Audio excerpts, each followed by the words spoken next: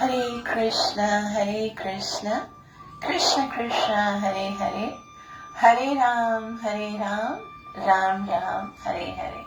ग्रंथराज श्रीमद् भगवद गीता मात की जय हो। ओम ज्ञानतिमिरन्दस्य ज्ञानञ्जनशलाकया चक्षुरुन्मीलितं येन तस्मै श्रीगुरुवे नमः। श्रीचैतन्य मनोभीष्टं स्थापितं येन भूतले स्वयं रूपः कदा मह्यं ददाति स्वपदान्तिकम्। वन्देऽहं श्रीगुरुः श्रीयुतापदकमलं श्रीगुरुन् वैष्णवांश्च। श्रीरूपं साग्रजातं सहगण रघुनाथान् वितं तं सजीवं साद्वैतं सावधूतं परिजनसहितं कृष्ण चैतन्यदेवं श्रीराधा कृष्णपादान् सहगण ललिता श्रीविशाखान्वितांश्च। हे कृष्ण करुणा सिन्धु दीनबन्धु जगत्पते गोपीश गोपिका कान्ता श्रीराधाकान्त नमोस्तुते। तप्त काञ्चन गौरङ्गी राधे वृन्दावनेश्वरी वृषभानुसुते देवी प्रणमामि हरिप्रिये। वञ्चाकल्पतरुभ्यश्च कृपा सिन्धुभ्यैव च पतितनां पावनेभ्यो वैष्णवेभ्यो नमो नमः। श्रीकृष्ण चैतन्य प्रभु नित्यानन्द श्री अद्वैत गदाधर श्रीवासदि गौर भक्तवृन्द। हरे कृष्ण कृष्ण कृष्ण हरे हरे, हरे राम राम राम हरे हरे। श्रीमद् भगवद गीता यथारूप की जय हो। परम सौभाग्य है कि हम श्रीमद् भगवद गीता को यथारूप में पढ़ने का प्रयास कर रहे हैं। तो अब तक हम श्रीमद् भगवद गीता की भूमिका में क्या क्या पढ़ चुके हैं कि श्रीमद् भगवद गीता गीतोपनिषद अर्थात वेदों की वाणी है और ये उसी तरह से लेनी है जिस तरह से भगवान ने बताया है, जैसे दवाई लेते हैं, जैसा कि फिजिशियन बताते हैं।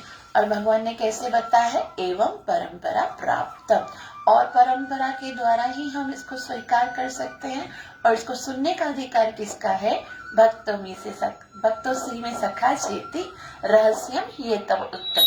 अगर हमें गीता को समझना है तो हम कैसे समझ सकते हैं, जब हम कृष्ण के भक्त बनेंगे और भक्त के साथ साथ संबंध भी जोड़ेंगे। कौन कौन से संबंध से हम जोड़ सकते हैं, शांत रस और दास्य रस, सख्य रस, वात्सल्य रस और माधुर्य रस के द्वारा हम भगवान से संबंध स्थापित कर सकते हैं। गीता समझने के लिए सबसे सुंदर मेंटलिटी एटीट्यूड क्या है कि हम अपने आप को भगवान का अंश माने और दास माने और साथ में कृष्ण को भगवान समझकर। यदि हम कृष्ण को भगवान समझकर हम भगवद गीता को पढ़ेंगे तभी हम उसके वास्तविक एसेंस को, वास्तविक सार को समझ सकते हैं। यदि कृष्ण को भगवान नहीं समझेंगे तो फिर हम कभी भी भगवद गीता के रियल सार को नहीं समझ सकते। तो किस किस ने कृष्ण को भगवान समझा, उनके विषय में पढ़ा। और अर्जुन भगवद गीता को किस तरह से लेते हैं, किस तरह से कृष्ण को परम ब्रह्म स्वीकार करते हैं। और अर्जुन ये भी बताते कि केवल मैं नहीं बल्कि सारे जितने ऋषि मुनि हैं, नारद असित देवर, सब आपको इसी स्वरूप में स्वीकार करते हैं। तो अर्जुन जो है वो भगवान की कोई चाटुकारी नहीं कर रहे हैं बल्कि सत्य बता रहे हैं। उसके बाद हमने पढ़ा कि भगवद गीता क्या है। भगवद गीता भौतिक जगत के अज्ञान में फंसे हुए लोगों को अंधकार से छुड़ाने का एक रास्ता है, क्योंकि संसार में सभी लोग दुखी हैं और मनुष्य तभी मनुष्य कहलाने के योग्य है जब वो जिज्ञासा करता है कि आमी खेमे आमार जार तापत्र, आखिर मुझे ये सारे दुख क्यों सता रहे हैं। तो रियल पर्पस ऑफ लाइफ क्या है, हमने पढ़ा जब मनुष्य जीवन के वास्तविक प्रयोजन को भूल जाता है तो भगवान कृष्ण विशेष रूप से स्वयं आते हैं, अपने भक्तों को भेजते हैं, शास्त्र को भेजते हैं, ताकि जीव से, क्योंकि वो बहुत प्रेम करते हैं, तो वो जीव को पुनः अपने वास्तविक धाम में लेकर जाने की योजना बनाते हैं। और अर्जुन को मोह नहीं हुआ था, बल्कि कृष्ण ने अर्जुन को मोह में डाल के श्रीमद् भगवद गीता का उपदेश दिया हमारे लिए, ताकि जब हम इस भौतिक जगत के प्रॉब्लम्स में फंसे हुए हैं तो उसके लिए अगर हम गीता को पढ़ेंगे तो हमारा सारा मोह खत्म हो जाएगा और हम अपनी वास्तविक स्मृति को याद कर लेंगे। उसके बाद हमने गीता के विषयों के बारे में पढ़ा कि गीता के अंदर कितने विषय हैं। गीता के 5 विषय हैं, ईश्वर, जीव, प्रकृति, काल और कर्म। उनमें से ईश्वर जो है सर्वा है, क्योंकि बाकी सारे जितने भी तत्व हैं वो कृष्ण के, ईश्वर के कंट्रोल में है। और उसमें 4 चीजें जो है वो शाश्वत है, ईश्वर, जीव, प्रकृति, काल।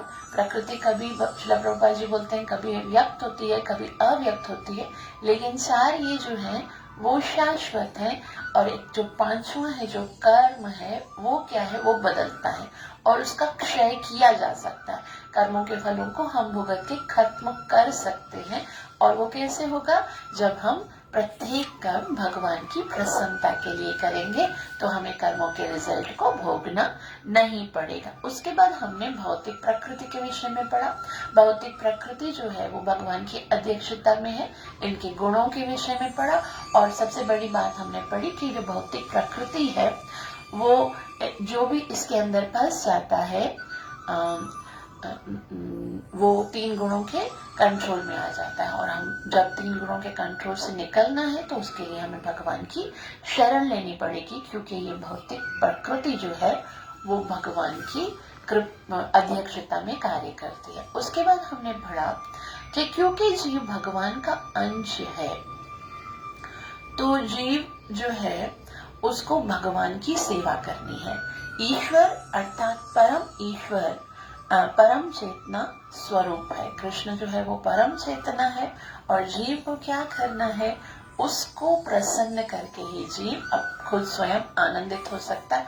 बहुत सुंदर एग्जाम्पल से श्रील प्रभुपाद जी ने हमें समझाया था कि जिस तरह से हम शरीर को प्रसन्न करना है तो क्या करना पड़ेगा, पेट को भोजन खिलाना पड़ेगा। वृक्ष को प्रसन्न करना होगा तो जड़ में पानी देना होगा। यदि जीव को प्रसन्न करना है तो भगवान को प्रसन्न करके हम संपूर्ण जीवों को प्रसन्न कर सकते हैं। उसके बाद आज हम श्री प्रभुपाद जी ने भक्ति में जो श्रीमद् भगवद गीता है वो कैसे प्रमाणिक है, क्योंकि ये अपौरुषीय है, ये भगवान के द्वारा दी गई है, उसके विषय में बताया है। और वहां से हम श्रीमद् भगवद गीता का के जो उपदेश है उसका महत्व क्या है, सारे उपदेशों का मंतव्य इसी हमारी शुद्ध चेतना को जागृत करना है कि हम क्या है, भगवान के अंश हैं और हम तभी स्वीकार कर, तभी आनंदित हो सकते हैं। ये मैं हूँ, ये मेरा है, इससे निकलकर मैं कृष्ण का हूँ। जब तक हम वहां तक पहुंचेंगे तभी हम वास्तविक आनंद को प्राप्त कर सकेंगे। और उसके बाद आज हम यहाँ से पढ़ेंगे कि अतः भगवत गीता में हम पाएंगे कि भगवान ही पूर्ण है, जिनमें परम नियंता नियंत्रित जीव, दृश्य जगत, शाश्वत काल तथा कर्म सन्निहित है।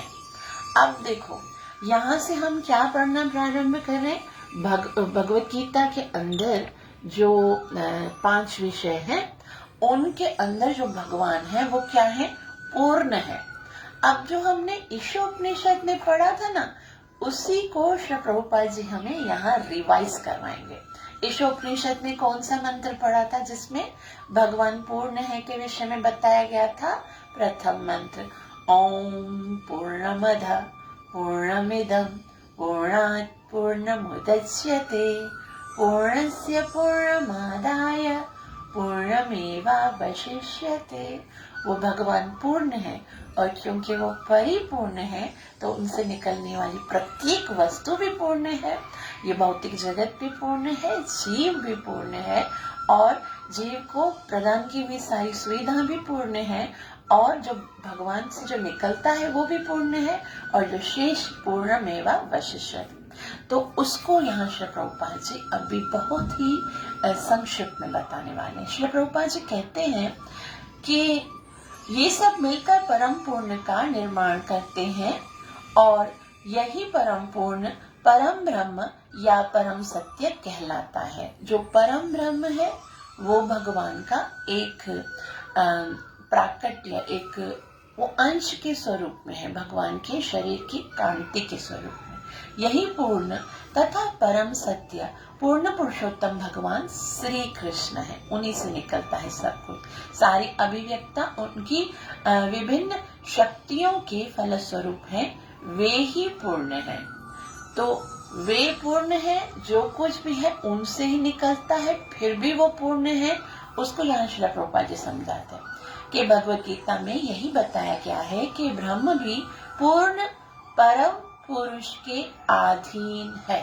जो ब्रह्म है, जो ब्रह्म ज्योति है, उसके विषय में गीता में क्या लिखा है?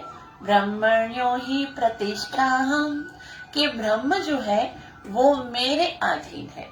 अहम ब्रह्म ही प्रतिष्ठा, ये नहीं लिखा हुआ कि मैं ब्रह्म के अधीन हूँ, ऐसा नहीं लिखा, बल्कि भगवान कहते हैं ब्रह्मण्यो ही प्रतिष्ठा हम, जो ब्रह्म है वो मुझ पर आधारित है, मुझ पर अधीन है।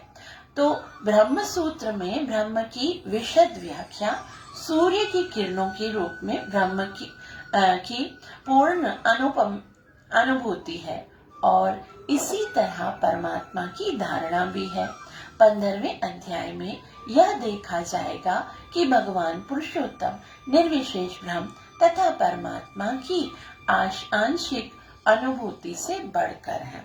तो कुछ लोग सोचते हैं कि जो पूर्ण है वो ब्रह्म है, कुछ सोचते हैं जो पूर्ण परम सत्य है वो परमात्मा है। लेकिन हम गीता में ये बहुत ही क्लियर हमें ये 15वें अध्याय में बताया जाएगा कि जो ब्रह्म है वो भी भगवान के आश्रित है, और जो परमात्मा है वो भी भगवान की ही पूर्ण अनुभूति है, और इसी तरह से परमात्मा की धारणा भी भगवान की अनुभूति में है।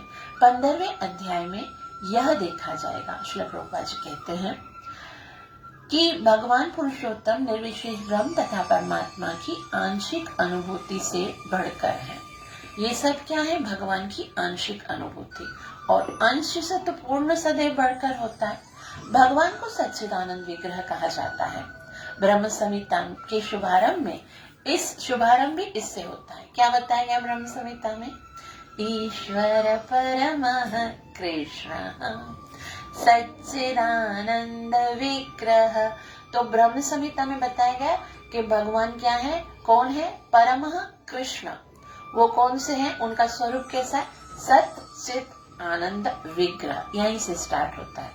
और अनादि आदि गोविंद सर्व कारण कारण, ये अनादि है, अर्थात इनका कोई आदि नहीं है। आदि है क्योंकि वो सबके आदि है, मगर उनका कोई आदि नहीं है। और सर्व कारण कारण, वो गोविंद, वो कृष्ण ही समस्त कारणों के कारण है। जो कुछ भी आपको दिखता है, जो कुछ भी आपने देखा है, सुना है, जाना है, जो कुछ आपने नहीं देखा, नहीं सुना, नहीं जाना, उस सब का कारण कृष्ण है। कृष्ण से बढ़कर और कुछ नहीं है, ये बात ठान लो। गीता हमें इस बात को सिखाती है कि कृष्ण से बढ़कर और कुछ नहीं है। तो आगे श्री प्रभुपाद जी कहते हैं, गोविंद या कृष्ण सभी कारणों के कारण है, वे आदि कारण है, वे सच्चित आनंद रूप है, निर्विशेष ब्रह्म उनके सत यानी शाश्वत रूप की अनुभूति है। परमात्मा उसके सत चित यानी शाश्वत ज्ञान की अनुभूति है, परंतु भगवान कृष्ण समस्त दिव्य रूपों की अनुभूति है, सत चित आनंद। तो पूर्ण कैसे है? क्योंकि ये जो दो है, क्या है? ब्रह्म और परमात्मा। ब्रह्म क्या है? भगवान की सत रूप की अनुभूति। परमात्मा क्या है? भगवान की सत और चित रूप की अनुभूति। और कृष्ण क्या है? सच्चित आनंद विग्रह, तो वो पूर्ण है। आगे श्री प्रभुपाद जी कहते हैं कि निर्विशेष जो लोग निर्विशेष के विषय बताते हैं कि अल्पज्ञानी लोग परम सत्य को निर्विशेष मानते हैं, लेकिन वे है दिव्य पुरुष, और इसकी पुष्टि समस्त वैदिक ग्रंथों में की गई है। नित्यो नित्यानाम चेतन चेतनानाम, कठोपनिषद 2.2.13। तो जो ये सोचते हैं कि भगवान का वास्तविक स्वरूप निर्विशेष है, वो गलत नहीं है, मगर वो अधूरा ज्ञान है, क्योंकि जिसका स्वरूप ही नहीं है वो पूर्ण कैसे हो सकता है। भगवान ने पूरे संसार को बनाया, प्रत्येक वस्तु को स्वरूप दिया, है ना। भगवान ने हर एक वस्तु को, ये घास है उसका भी स्वरूप है, ये जल है उसका भी स्वरूप है, फ्लावर्स का भी स्वरूप है, पहाड़ों का भी स्वरूप है, वृक्षों का भी स्वरूप है, आपका भी स्वरूप है, मेरा भी स्वरूप है। तो भगवान का स्वरूप कैसे नहीं होगा? अगर नहीं है तो वो पूर्ण कैसे हो सकता है? नित्यो नित्यानाम चेतन चेतनानाम एको बहुनाम यो विदधाति कामनाम। तो आगे श्री प्रभुपाद जी कहते, जिस प्रकार हम सभी जीव हैं और हम सबकी अपनी अपनी व्यष्टि सत्ता है, उसी प्रकार परम सत्य भी अंततः व्यक्ति है, और भगवान की अनुभूति उनके पूर्ण स्वरूप में समस्त दिव्य लक्षणों की ही अनुभूति है। तो भगवान जो है वो जितने भी दूसरे उनके स्वरूप है, ब्रह्म है, परमात्मा है, उसका पूर्ण स्वरूप है। और श्री प्रभुपाद जी आगे कहते हैं कि भगवान एक व्यक्ति है, मतलब भगवान का एक पर्सनैलिटी है, इज अ पर्सन। वो भी हमारी तरह प्रेम करना जानता है, उनके अंदर भी फीलिंग्स है। हम भगवान के पास आते, भगवान को इनवाइट करेंगे ना, भगवान को प्रणाम नहीं करेंगे, तो हमको अगर कोई प्यार नहीं करता, हमें देखकर खुश नहीं होता, तो हमको बुरा लगता है ना। तो भगवान को भी लगता है कि मेरा बच्चा क्यों मेरी बात नहीं मान रहा है।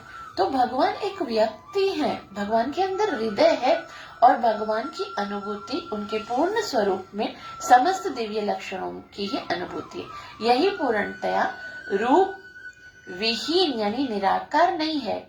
यदि वह निराकार है या किसी अन्य वस्तु से घटकर है, तो वह पूर्ण नहीं हो सकते। जो पूर्ण है उसे हमारे लिए अनुभवगम्य तथा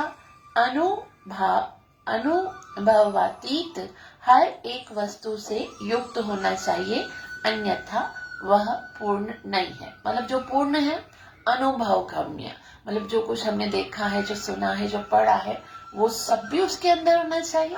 और अनुभवातीत, जो हमने नहीं सुना, नहीं देखा, नहीं पढ़ा, वो भी उसके अंदर होना चाहिए, तभी वो पूर्ण है। और हमने तो रूप देखा हुआ है ना सबका, लेकिन रूप अगर उसके अंदर नहीं है तो फिर वो कैसे पूर्ण हो सकता है? पूर्ण भगवान में अपार शक्तियां हैं। अपार शक्तियां कैसे हैं? परास्य शक्ति विविधेव श्रूयते, यानी कृष्ण किस प्रकार अपनी विभिन्न शक्तियों द्वारा कार्यशील हैं, इसकी भी व्याख्या श्रीमद् भगवत गीता में की गई है। किस तरह से कार्य करते हैं? यह दृश्य जगत या जिस जगत में हम रह रहे हैं, यह भी स्वयं में पूर्ण है, क्योंकि जिन 24 तत्वों से यह नश्वर ब्रह्मांड निर्मित है, वे सांख्य दर्शन के अनुसार इस ब्रह्मांड के पालन तथा धारण के लिए अपेक्षित संसाधनों से पूर्णतया समन्वित है। इसमें ना तो कोई विजातीय तत्व है, ना ही किसी भी वस्तु की आवश्यकता है। तो जैसे हमने पढ़ा ना, ये दृश्य जगत भी पूर्ण है। तो ये जो ब्रह्मांड है, भगवान ने बहुत सारे ब्रह्मांड बनाए, ठीक है। कभी ऐसा नहीं होता है कि हमारे ब्रह्मांड में कोई चीज की कमी हो जाए और हम सोचें, अरे इस ब्रह्मांड में आज सूर्य देव जो है ना, वो अच्छे से उष्मा नहीं दे रहे हैं, तो सारे वृक्षों को नहीं मिल रही है, सारे जीवों को सूर्य प्रकाश नहीं मिल रहा है, तो हम दूसरे किसी प्लैनेट से या दूसरे किसी यूनिवर्स से सूर्य प्रकाश थोड़ा सा बोरो करके लेके आए। ऐसा नहीं है ना। हरे कृष्णा हरे।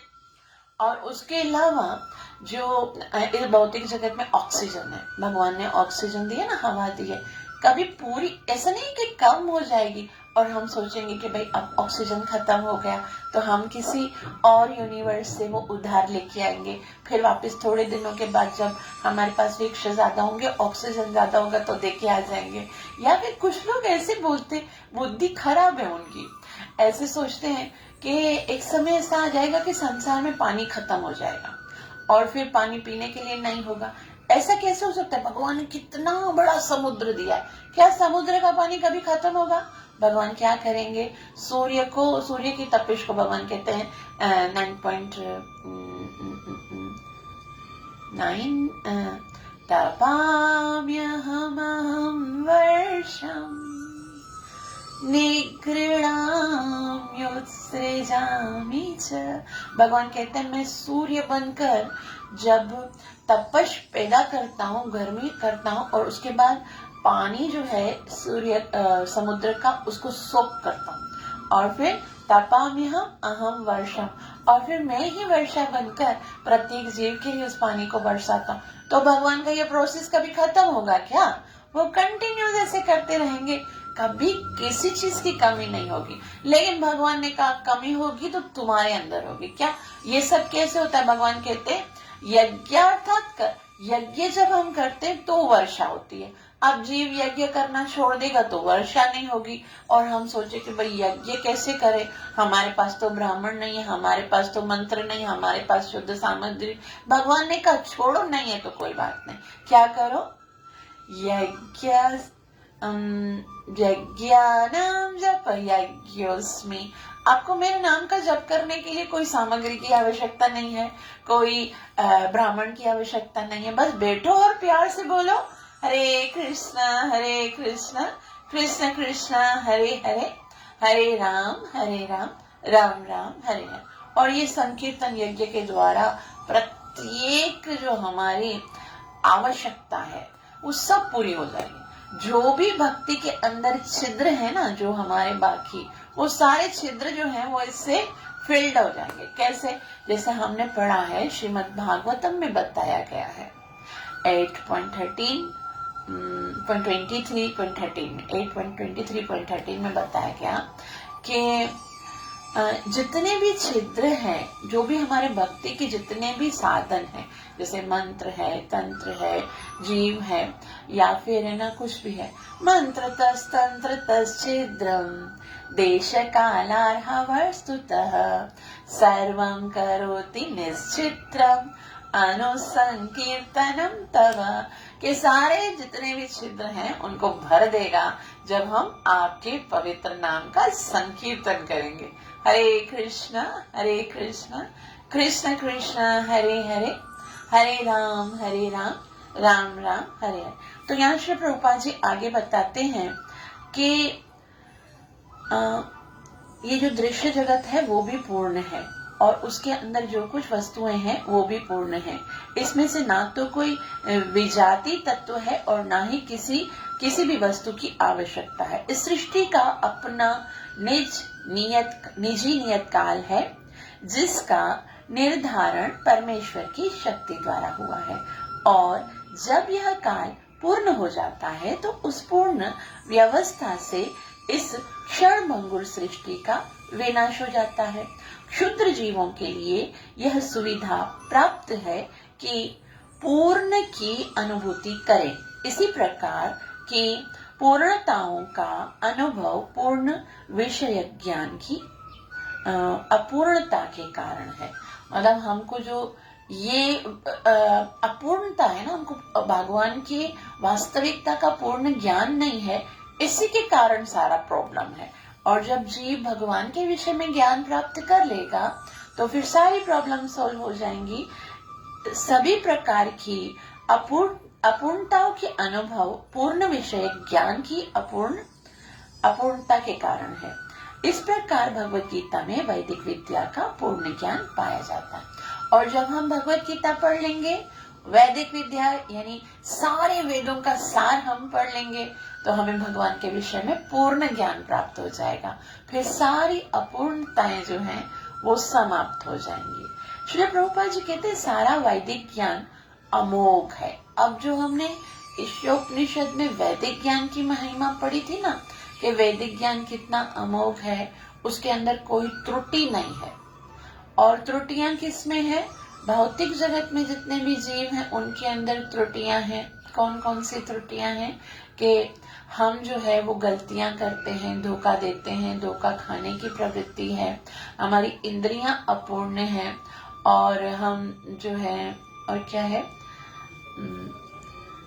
हमारी इंद्रियां अपूर्ण है और त्रुटियां करते हैं, भ्रम होते, मोहग्रस्त हो जाते हैं, भ्रमित हो जाते हैं। तो ये 4 हमारे अंदर दोष होते हैं। लेकिन वैदिक वाङ्मय में ये सब दोष नहीं होते, इसलिए वो अपौरुषीय है, वो लाजवाब है, उसको तर्क की कोई आवश्यकता नहीं है, उसको हम सुधारने की जरूरत नहीं, उसको एज इट इज स्वीकार करना है। तो अब उसी बात को श्रील प्रभुपाद जी यहाँ पर बता रहे हैं। श्री प्रभुपाद जी कहते हैं, ये बार बार सारी जगहों पे हमें बताया जाता है, इसलिए बताया जाता है ताकि हमको इसके महत्व के विषय में पता चलता है, और हमको ये नहीं सोचना है ये वाला टॉपिक तो पता है आगे चलो, नहीं। श्री प्रभुपाद जी ने जो जो शब्द लिखे हैं, हमको उनको जितनी दफा भी है उतनी दफा पढ़ के उसको हमें समझने का प्रयास करना चाहिए।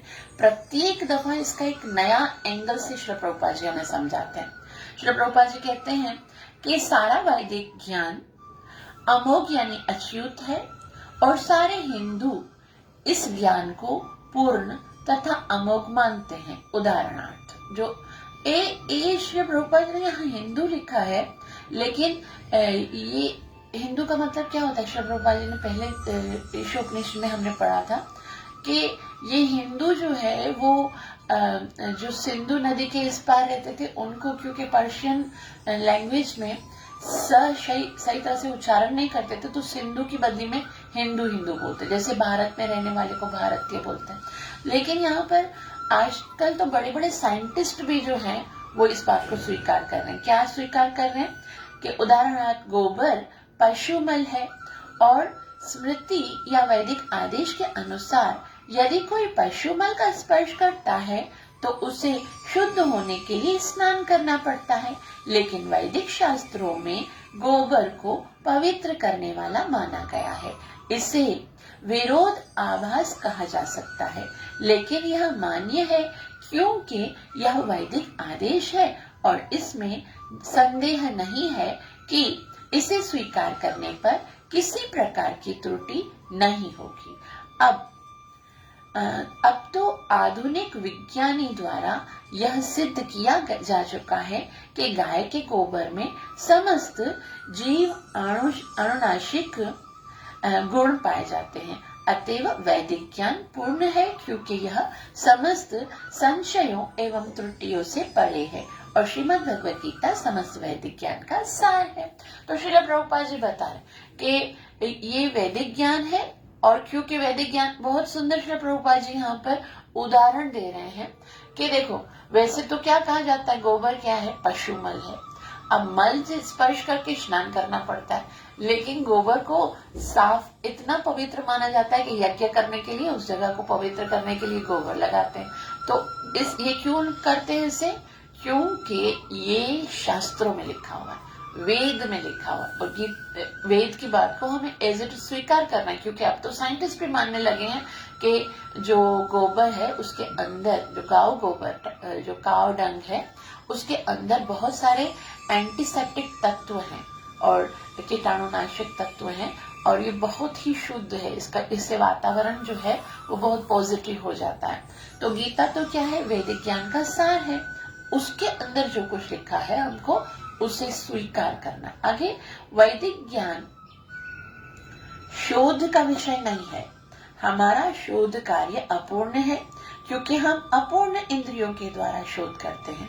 हमें पहले से चले आ रहे पूर्ण ज्ञान को परंपरा द्वारा स्वीकार करना होगा। तो शोध करना मतलब इसके अंदर हमको कोई रिसर्च करने की जरूरत नहीं है कि क्या है या नहीं है। वेद में जो लिखा है उसको हमें एज इट इज स्वीकार करना है, उसके अंदर कोई डाउट नहीं क्रिएट करना है। क्यों स्वीकार करना? क्योंकि ये अपौरुष है, किसी मनुष्य ने नहीं बनाया। अगर ये वेद जो है किसी मनुष्य ने लिखे होते ना, तो उसके अंदर त्रुटि हो सकती थी। वेद तो भगवान से आए हैं, इसलिए वो अपौरुष कहलाए जाते हैं। उसमें शोध करने की आवश्यकता नहीं है। हमें पहले से चले आ रहे पूर्ण ज्ञान को परंपरा द्वारा स्वीकार करना चाहिए, जैसा कि श्रीमद् भगवद गीता में कहा गया है। हमें ज्ञान को उपयुक्त स्रोत से, परंपरा से ग्रहण करना होता है, और जो परम गुरु साक्षात भगवान से प्रारंभ होता है और शिष्य गुरुओं की यह परंपरा आगे बढ़ती जाती है। छात्र के रूप में अर्जुन भगवान कृष्ण से शिक्षा ग्रहण करते हैं और उनका विरोध किए बिना वह कृष्ण की सारी बातें स्वीकार करते हैं। किसी को भगवद गीता के एक अंश को स्वीकार करने और दूसरे अंश को अस्वीकार करने की अनुमति नहीं दी जाती। कृष्ण ने जैसे जैसे बताया, भगवान अर्जुन क्या बोलते हैं, सर्वमेतद्धृतं मन्ये यन्मां वदसि केशव। ए कृष्णा, आपने मुझे जो कुछ बताया सर्वमेतद्धृतं मन्ये, मुझे सारा का सारा स्वीकार। ऐसे नहीं बोला कि हाँ ये बात तो बहुत सही है कि ना हमें ध्यान करना चाहिए भगवान का, मन में परमात्मा को याद करना चाहिए, लेकिन वो भगवान ने जो बोल दिया कि मेरे भक्त बनो, भव मद भक्तो, भक्ति वाला जो पोषण है ना वो स्वीकार नहीं करना चाहिए।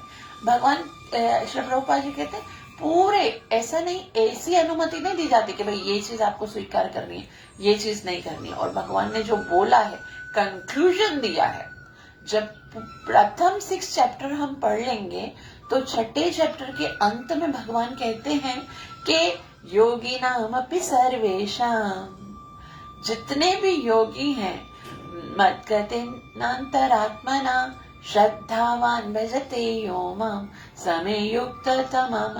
तो सब में जो श्रद्धावान भजते यो माम, जो श्रद्धा के साथ मेरा भजन करते हैं, तमे युक्त तमामता, वो ही सबसे श्रेष्ठ है। तो वो बात हम कैसे नहीं मानेंगे, है ना। भजन करने वाली बात तो फिर हम कैसे अवॉइड कर सकते हैं।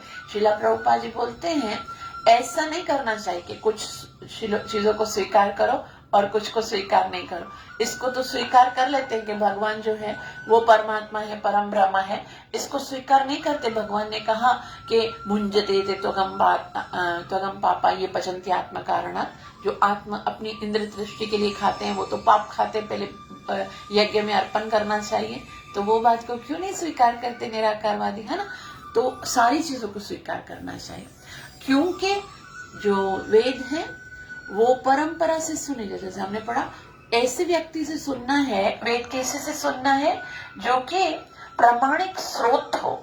प्रामाणिक यानी परंपरा से आया हुआ हो। और क्यों, श्रील प्रभुपाद जी आगे कहते हैं भगवत गीता को बिना किसी की टीका टिप्पणी, बिना घटाए बढ़ाए तथा विषय वस्तु में बिना किसी मनोकल्पना के स्वीकार करना चाहिए। क्या चीजें देखो, जैसा है, किसी की टीका टिप्पणी नहीं। जो श्लोक भगवान ने बोला है उसके एक एक शब्द को एज इट इज समझना। कुछ लोग बोलेंगे कि भाई भगवान जो ये बोल रहा है कि मेरी शरण में आओ, ये वो भगवान जो बोल रहा है उसकी शरण में नहीं जाना है, वो तो मेरे गुरु महाराज के बारे में बोल रहा है, मामा बापू शरणम रजा, वो ऐसे बोल रहा है भगवान। मेरी तो अभी कृष्ण नहीं है, तो इसकी कृष्ण की बदली में जो मैं जिसकी शरण में गया हूं ना उसकी शरण में था नहीं। श्री प्रभुपाद जी गीता को एज इट इज बताते। कैसे बताते, कृष्ण कहते हैं सर्वधर्मान परित्यज माम एकम शरणं व्रज, और श्रील प्रभुपाद जी कहते हैं सर्वधर्मान परित्यज कृष्ण एकम शरणं व्रज। कृष्ण ने कहा है तो कृष्ण ने ही कहा है, उसके अंदर अपनी फिलोसफी डालने की जरूरत नहीं है। तो यहाँ श्रील प्रभुपाद जी कहते हैं उसके अंदर से कुछ घटाए बगैर और बढ़ाए बगैर बिना किसी मनोकल्पना के स्वीकार करना चाहिए। गीता को वैदिक ज्ञान की सर्वाधिक पूर्ण प्रस्तुति समझना चाहिए। वैदिक ज्ञान दिव्य स्तोत्रों में प्राप्त होता है और स्वयं भगवान ने पहले प्रवचन किया था। तो ये गीता की महिमा श्री प्रभुपाद जी बताते हैं कि क्या है, क्योंकि भगवान ने स्वयं बताया है।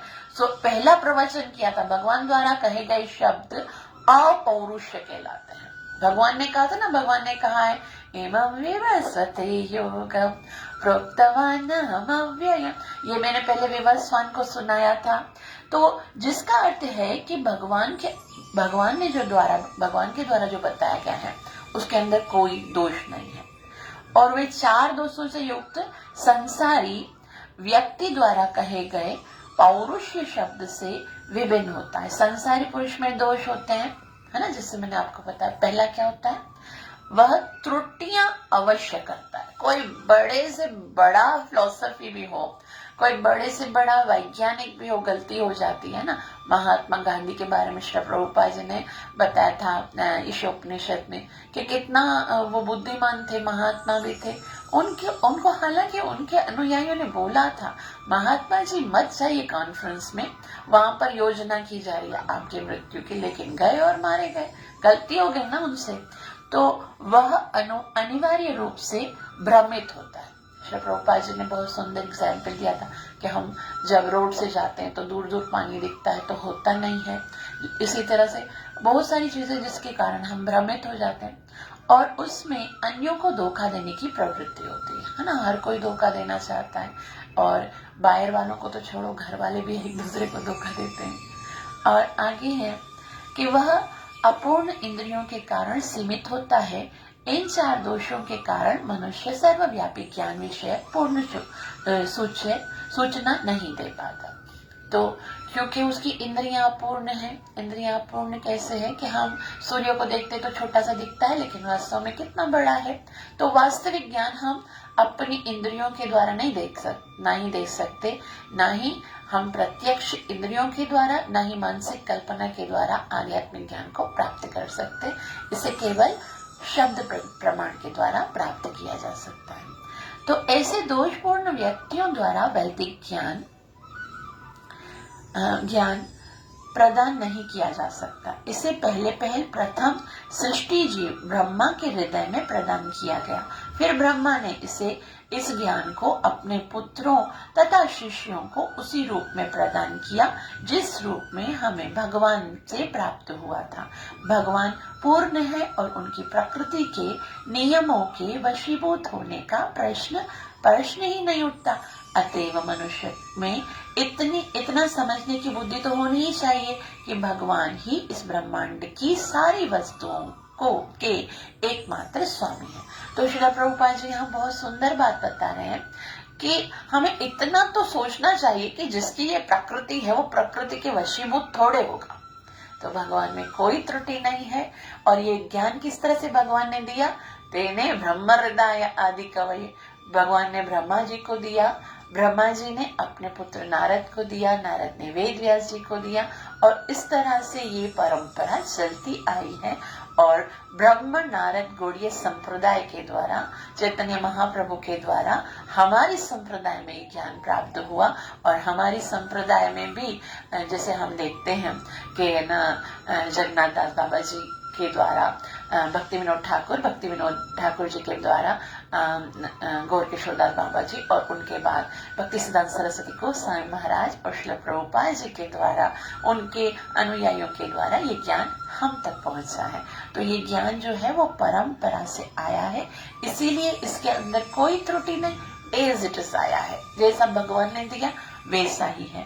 तो श्री प्रभुपाद जी आगे कहते हैं, अतएव मनुष्य में इतने समझने की बुद्धि होनी चाहिए कि भगवान ही ब्रह्मांड की सारी वस्तुओं के एकमात्र स्वामी है, वे ही आदि सृष्टा है तथा ब्रह्मा के भी सृजन करता है। तो भगवान ने सब कुछ, ब्रह्मा खुद बोलते हैं कि मेरे सृजन करता जो है वो भगवान है। तो ब्रह्मा जी ने सृष्टि की सृजन किया, भगवान ने ब्रह्मा जी को सृजन किया, और भगवान का कोई सृजन करता नहीं है। ब्रह्मा जी कहते हैं सर्व कारण कारकम। 11वें अध्याय में भगवान को प्रपितामह के रूप में संबोधित किया गया है, क्योंकि ब्रह्मा को पितामह कहकर संबोधित किया गया है, और वे तो इन पितामह के भी सृष्टा हैं। अतएव किसी को अपने आप को किसी भी वस्तु का स्वामी नहीं मानना चाहिए, उसे केवल उन्हीं वस्तुओं को अपना मानना चाहिए जो उसके पोषण के लिए भगवान ने अलग कर दी है। जैसे हमने पढ़ा था ईशोपनिषद में कि प्रत्येक वस्तु के स्वामी कौन है, वो भगवान है ना। जो कुछ भी है वो भगवान के द्वारा है। हमें हमें और दूसरों की संपत्ति को स्वीकार नहीं करना चाहिए, बल्कि जो हमारे हिस्से का कोटा है उसको हमें स्वीकार करना चाहिए।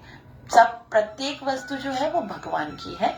उससे हमें ईशावास्यमिदं सर्वं यत्किंच जगत्यां जगत् तेन तत्तेन भुंजीत मागिदः कस्य सुइद्धनम। सब प्रत्येक वस्तु के स्वामी भगवान है, वो उन्हीं के नियंत्रण में है। हमें केवल उतना ही स्वीकार करना है जो हमारे अधिकार में है, और अन्य वस्तुओं को, क्योंकि वो भगवान की प्रॉपर्टी है, जिनको भगवान जिनके अधिकार में होंगे उनको पहुंचाएगा। हमें उन पर कभी भी अपना दावा नहीं करना चाहिए। तो श्रीमद् भगवत गीता जो है वो हमारी दृष्टिकोण को बदलती है। हमारा जो दृष्टिकोण है प्रत्येक वस्तु पर प्रभुत्व जताने का है, लेकिन गीता के द्वारा हम जानते हैं कि प्रत्येक वस्तु के स्वामी कौन है? भगवान है।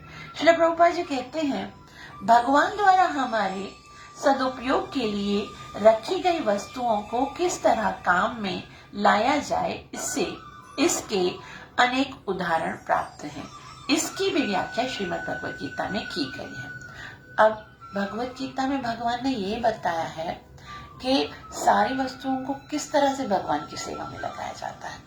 और उदाहरण क्या दे रहे हैं? श्रील प्रभुपाद जी कह रहे हैं कि प्रारंभ में अर्जुन ने निश्चय किया था कि वह कुरुक्षेत्र के युद्ध में नहीं लड़ेगा।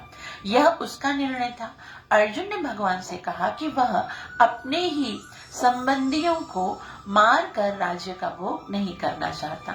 यह निर्णय शरीर पर आधारित था, क्योंकि वह अपने आप को शरीर मान रहा था और अपने भाइयों, भतीजों, सालों, पितामहों आदि को अपने शारीरिक संबंधी या विस्तार के रूप में ले रहा था।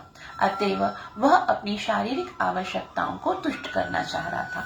भगवान ने श्रीमद् भगवत गीता का प्रवचन इस दृष्टिकोण को बदलने के लिए किया, और अंत में अर्जुन भगवान के आदेशानुसार युद्ध करने के लिए निश्चय करते हुए कहता है कि करिष्ये वचनम तव, मैं आपके वचन के अनुसार ही कार्य करूंगा। तो श्रील प्रभुपाद जी कितना सुंदर बता रहे हैं।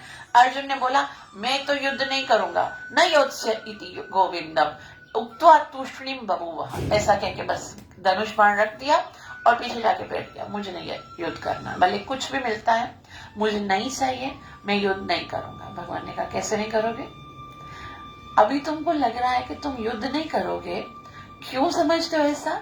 क्योंकि तुम अपने आप को शरीर मानते हो, उनको भी शरीर मानते हो, है ना, और वो सब तुम सोचते हो मर जाएंगे।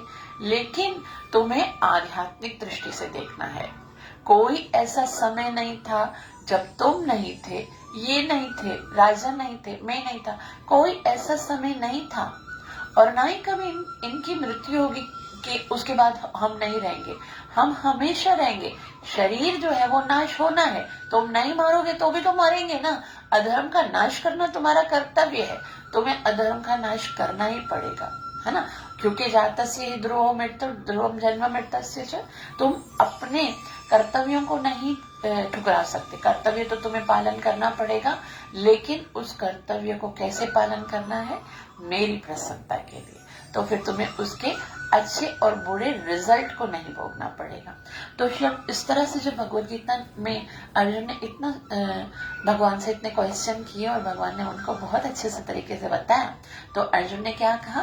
करिष्ये वचनम तव, अब मैं वही करूंगा जो आप कह रहे हैं। और अभी श्रील प्रभुपाद जी बहुत ही सुंदर टॉपिक, तब भक्तों का है ना, बताने में मजा आता है। और ये बहुत बड़ी रियलिटी है कि मनुष्य जीवन का उद्देश्य जानना है हमको, क्योंकि हम मनुष्य बने ना, हायर चेतना है, हाईएस्ट कॉन्शियसनेस भगवान ने हमें दी है, बहुत उच्च पदवी दी है। जैसे हमने ईशोपनिषद में भी पढ़ा था कि उच्च पद के जो ऑफिसर्स होते हैं उनको बहुत ज्यादा सैलरी मिलती है, और उनको बहुत ज्यादा लग्जरीज मिलता है, बहुत ज्यादा फैसिलिटीज मिलते हैं। क्यों मिलते हैं? क्योंकि उनके ऊपर उत्तरदायित्व भी बहुत भारी होता है। इसी बात को अभी भगवान ने हमें मनुष्य जीवन दिया है, हायर फैसिलिटीज, हायर बुद्धि, है ना, बहुत कुछ हमें दिया है जो दूसरे जानवरों को नहीं मिलता है ना, इतना सब कुछ दिया है। तो हमसे बहुत ही अपेक्षा भी है ना, अपेक्षा भी रखी है, क्योंकि हमसे बहुत हाईएस्ट कर्तव्य भी करवाना है भगवान को। हमें बहुत ही ऐसे कार्य करने हैं जिससे हम भगवान की योजनाओं को पूरा करें, भगवान के मिशन को पूरा करें। तो इसीलिए मनुष्य बनाए हमको। फिर हम वो कार्य नहीं करेंगे तो क्या होगा, भगवान जो है वो वापस से हमें मनुष्य योनि लेकर फिर जानवर बना देंगे। क्योंकि तुम वो अपना, जैसे ऑफिसर को कैसे, अगर वो अपने कर्तव्य पूरे नहीं करेगा तो फिर बॉस क्या करेगा, उसे वहां से उठाएगा और पियून की जॉब देगा, तुम ये काम करो, तुम ये काम करने के लायक हो। तो मनुष्य जीवन का उद्देश्य श्रीला प्रभुपाद जी के शब्दों में, श्रीला प्रभुपाद जी कहते हैं कि इस संसार में मनुष्य बिल्लियों तथा कुत्तों के समान लड़ने झगड़ने के लिए नहीं है। मनुष्य को मनुष्य जीवन की महत्ता समझकर सामान्य पशुओं की भांति आचरण करना बंद करना चाहिए। बिल्ली कुत्ते क्या काम करते हैं, आहार निद्रा भय मिथुन, है ना। और हम भी अगर यही करेंगे तो श्रीला प्रभुपाद जी बोलते हैं इसलिए नहीं बना है, तुम समझो अपने जीवन के महत्व को, आगे बढ़ो। और फिर श्रीला प्रभुपाद जी कहते हैं कि पशुओं की भांति आचरण करना बंद करो। तो क्या करें, अब श्रीला प्रभुपाद जी कहते हैं मनुष्य को अपने जीवन के उद्देश्य को समझना चाहिए और उसका निर्देश वैदिक ग्रंथों में दिया गया है, जिसका सार श्रीमद् भगवद गीता में मिलता है। वैदिक ग्रंथ मनुष्यों के लिए है, पशुओं के नहीं। अब अगर हम बोले भाई हम तो शास्त्र पढ़े नहीं है, हमको क्या खबर कि मनुष्य जीवन क्यों मिला है, तो श्रीला प्रभुपाद जी बोल रहे हैं कुत्तों बिल्लियों के लिए नहीं बनाया भगवान ने ये वैदिक ग्रंथ। नहीं पता तो पढ़ो, पढ़ नहीं सकते तो सुनो। ये हमारे लिए श्रीला प्रभुपाद जी क्या कहते हैं कि ये ग्रंथ मनुष्यों के लिए है, पशुओं के लिए नहीं है। एक पशु दूसरे पशु का वध करे तो कोई पाप नहीं लगता है, लेकिन यदि मनुष्य अपनी अनियंत्रित स्वाद इंद्रिय को तुष्ट करने के लिए पशुवध करता है तो वह प्रकृति के नियम को तोड़ने के लिए उत्तरदायित्व होता है। तो मनुष्य की जो उच्च चेतना है उसको जागृत कर रहे हैं श्रीला प्रभुपाद जी। पशु को अपराध नहीं लगेगा, लेकिन तुम ये मत सोचो कि तुम भी किसी का वध करके ऐसे ही बगैर अपराध किए के दंड भोगे बगैर भी तुम है ना आनंद से रह सकोगे। नहीं, एक छोटा सा भी अपराध अगर हम करते हैं तो उसका रिजल्ट हमें भोगना पड़ेगा। तो श्रीला प्रभुपाद जी कहते हैं कि तो प्रकृति के नियमों को तोड़ने के लिए हम उत्तरदायित्व होंगे। प्रकृति का क्या नियम है, प्रकृति का नियम है प्रत्येक जीव खुद जियो और दूसरों को भी जीने दो, मार कर जियो ऐसा कभी नहीं लिखा हुआ है। श्रीमद् भगवद गीता में स्पष्ट रूप से प्रकृति के गुणों के अनुसार 3 प्रकार के कर्मों का उल्लेख है। अब 3 प्रकार के कर्म होते हैं भगवान ना, ये हर प्रकार के कर्म है, कर्ता है, समय है, काल है, हर चीज को 3 प्रकार के गुणों के द्वारा बताएंगे। आगे हम पढ़ेंगे ना 17, 18, 14, उसमें भगवान गुणों का बताएंगे। तो कौन कौन से कर्म है, सात्विक कर्म, राजसिक कर्म और तामसिक कर्म। इसी प्रकार आहार के भी 3 भेद हैं, सात्विक आहार, राजसिक आहार तथा तामसिक आहार। इन सब का विशुद्ध वर्णन हुआ है और यदि हम भगवद गीता के उपदेशों को ठीक से उपयोग करेंगे तो हमारा संपूर्ण जीवन शुद्ध हो जाएगा और अंततः हम अपने गंतव्य को प्राप्त कर सकते हैं जो इस भौतिक आकाश से परे है। वो श्रील प्रभुपाद जी बोलते हैं कि आपको ना श्रीमद् भगवद गीता में बताया गया है कि आपको कौन सा आहार लेना चाहिए।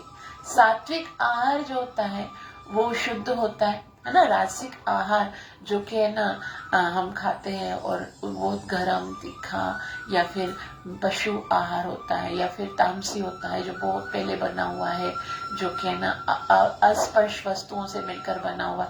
तो ये आहार खाकर जो है वो हम बंधन में फंसेंगे। और भगवान कहते हैं यज्ञ शिष्टाशना संतो मुच्यन्ते सर्व किल विषय। जो भगवान के भक्त होते हैं वो अपराध से बच जाते हैं, क्योंकि वो पहले क्या करते हैं, भगवान को ऑफर करके प्रसादम के स्वरूप में शुद्ध आहार को खाते हैं। तो श्री प्रभुपाद जी कहते हैं, बहुत ही सुंदर यहाँ श्री प्रभुपाद जी कहते हैं, तो हमारा संपूर्ण जीवन शुद्ध हो जाए अगर हम भगवद गीता के इन सारे आदेशों को पालन करें। ये श्रीमद् भगवद गीता कोई शास्त्र नहीं है, मैनुअल गाइड है हमारे जीवन के सारे अपवित्रताओं को खत्म करने के लिए है, शुद्ध करने के लिए। अंततः हम अपने गंतव्य को प्राप्त कर सकते हैं और हमारे जीवन के उद्देश्य को प्राप्त करना। क्या है उद्देश्य? यद गत्वा नानि वर्तन्ते तद्धाम परमं मम। वो जगह जहाँ पर जाकर पुनः इस भौतिक जगत में आना ना पड़े, भगवान कहते हैं वो क्या है, वो मेरा धाम है। तो तुम्हें मेरे धाम में आने के लिए इस भगवत गीता को पढ़ना है कि कैसे करेंगे, ठीक है। तो श्रील प्रभुपाद जी कहते हैं यह गंतव्य सनातन आकाश या नित्य चिन्मय आकाश कहलाता है। इस संसार में हम पाते हैं कि प्रत्येक पदार्थ क्षणिक है। यह उत्पन्न होता है, कुछ काल के लिए रहता है और कुछ गौण वस्तुएं उत्पन्न करता है, क्षीण होता है और अंत में लुप्त हो जाता है।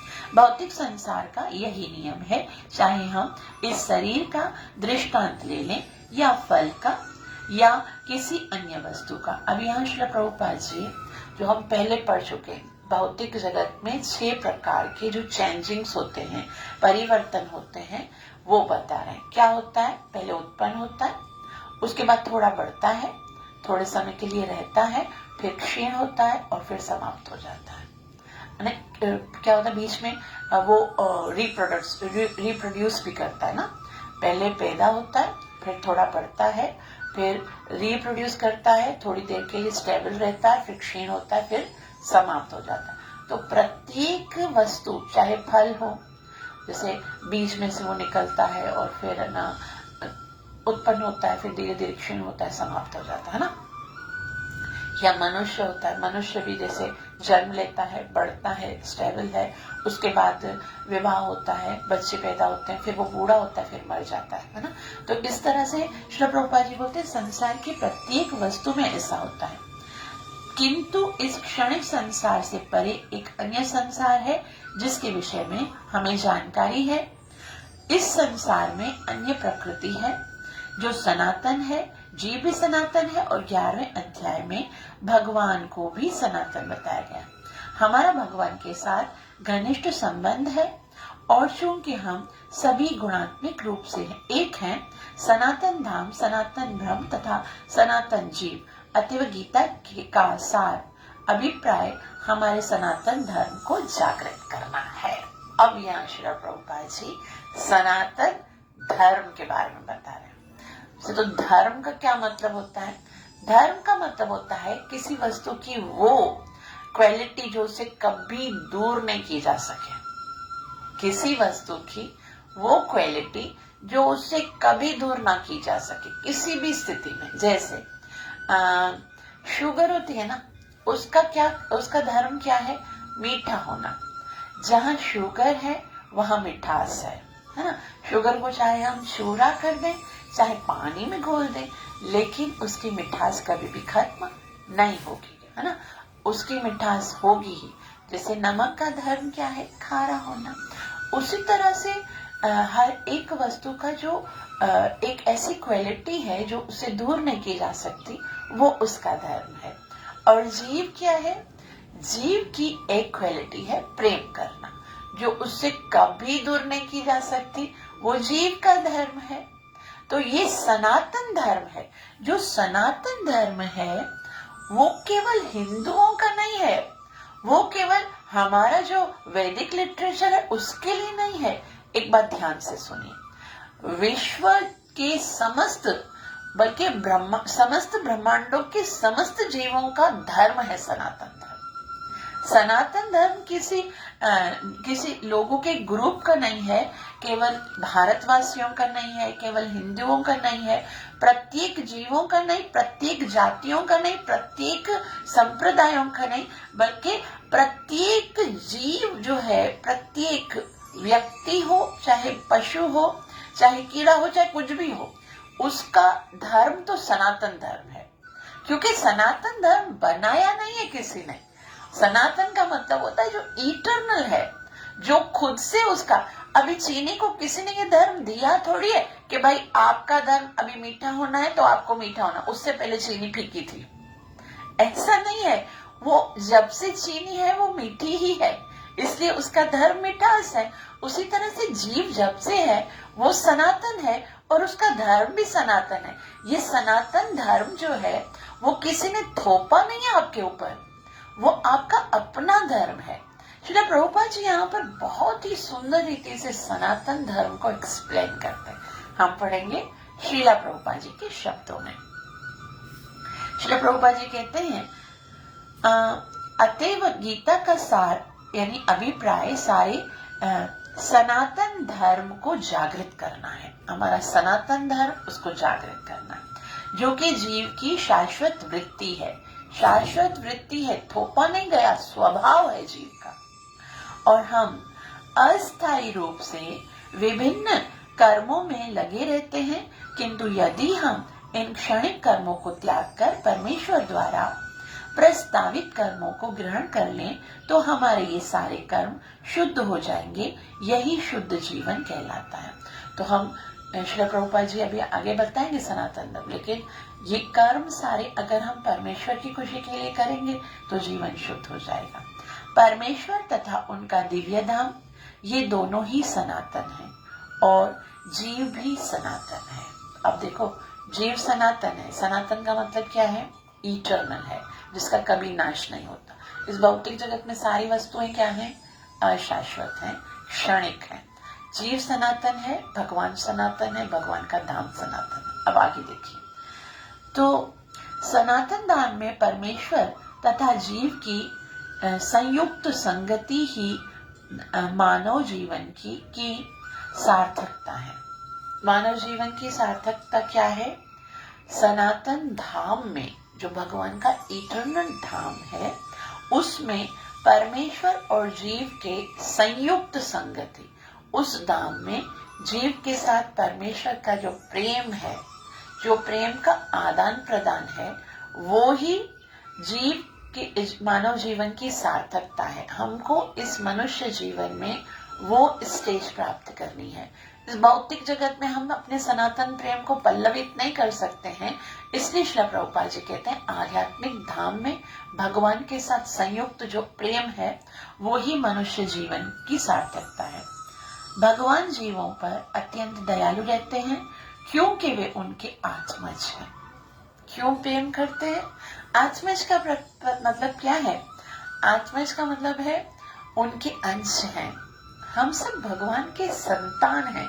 ऐसे आत्मज जैसे बोलते हैं ऐ नंद तनुज, तनुज जैसे बोलते हैं ना, उसी तरह से आत्मज बोलते हैं कि आत्मज का मतलब नंद तु आत्मज उत्पन्न, के भगवान के शरीर का ये एक अंश है। भगवान के शरीर और आत्मा में कोई वो डिफरेंस नहीं है, लेकिन भगवान का ही अंश है। तो अंश से प्रेम तो स्वाभाविक है। जैसे माता पिता अपने पुत्र से प्रेम करते हैं तो भगवान भी उनसे प्रेम करते हैं।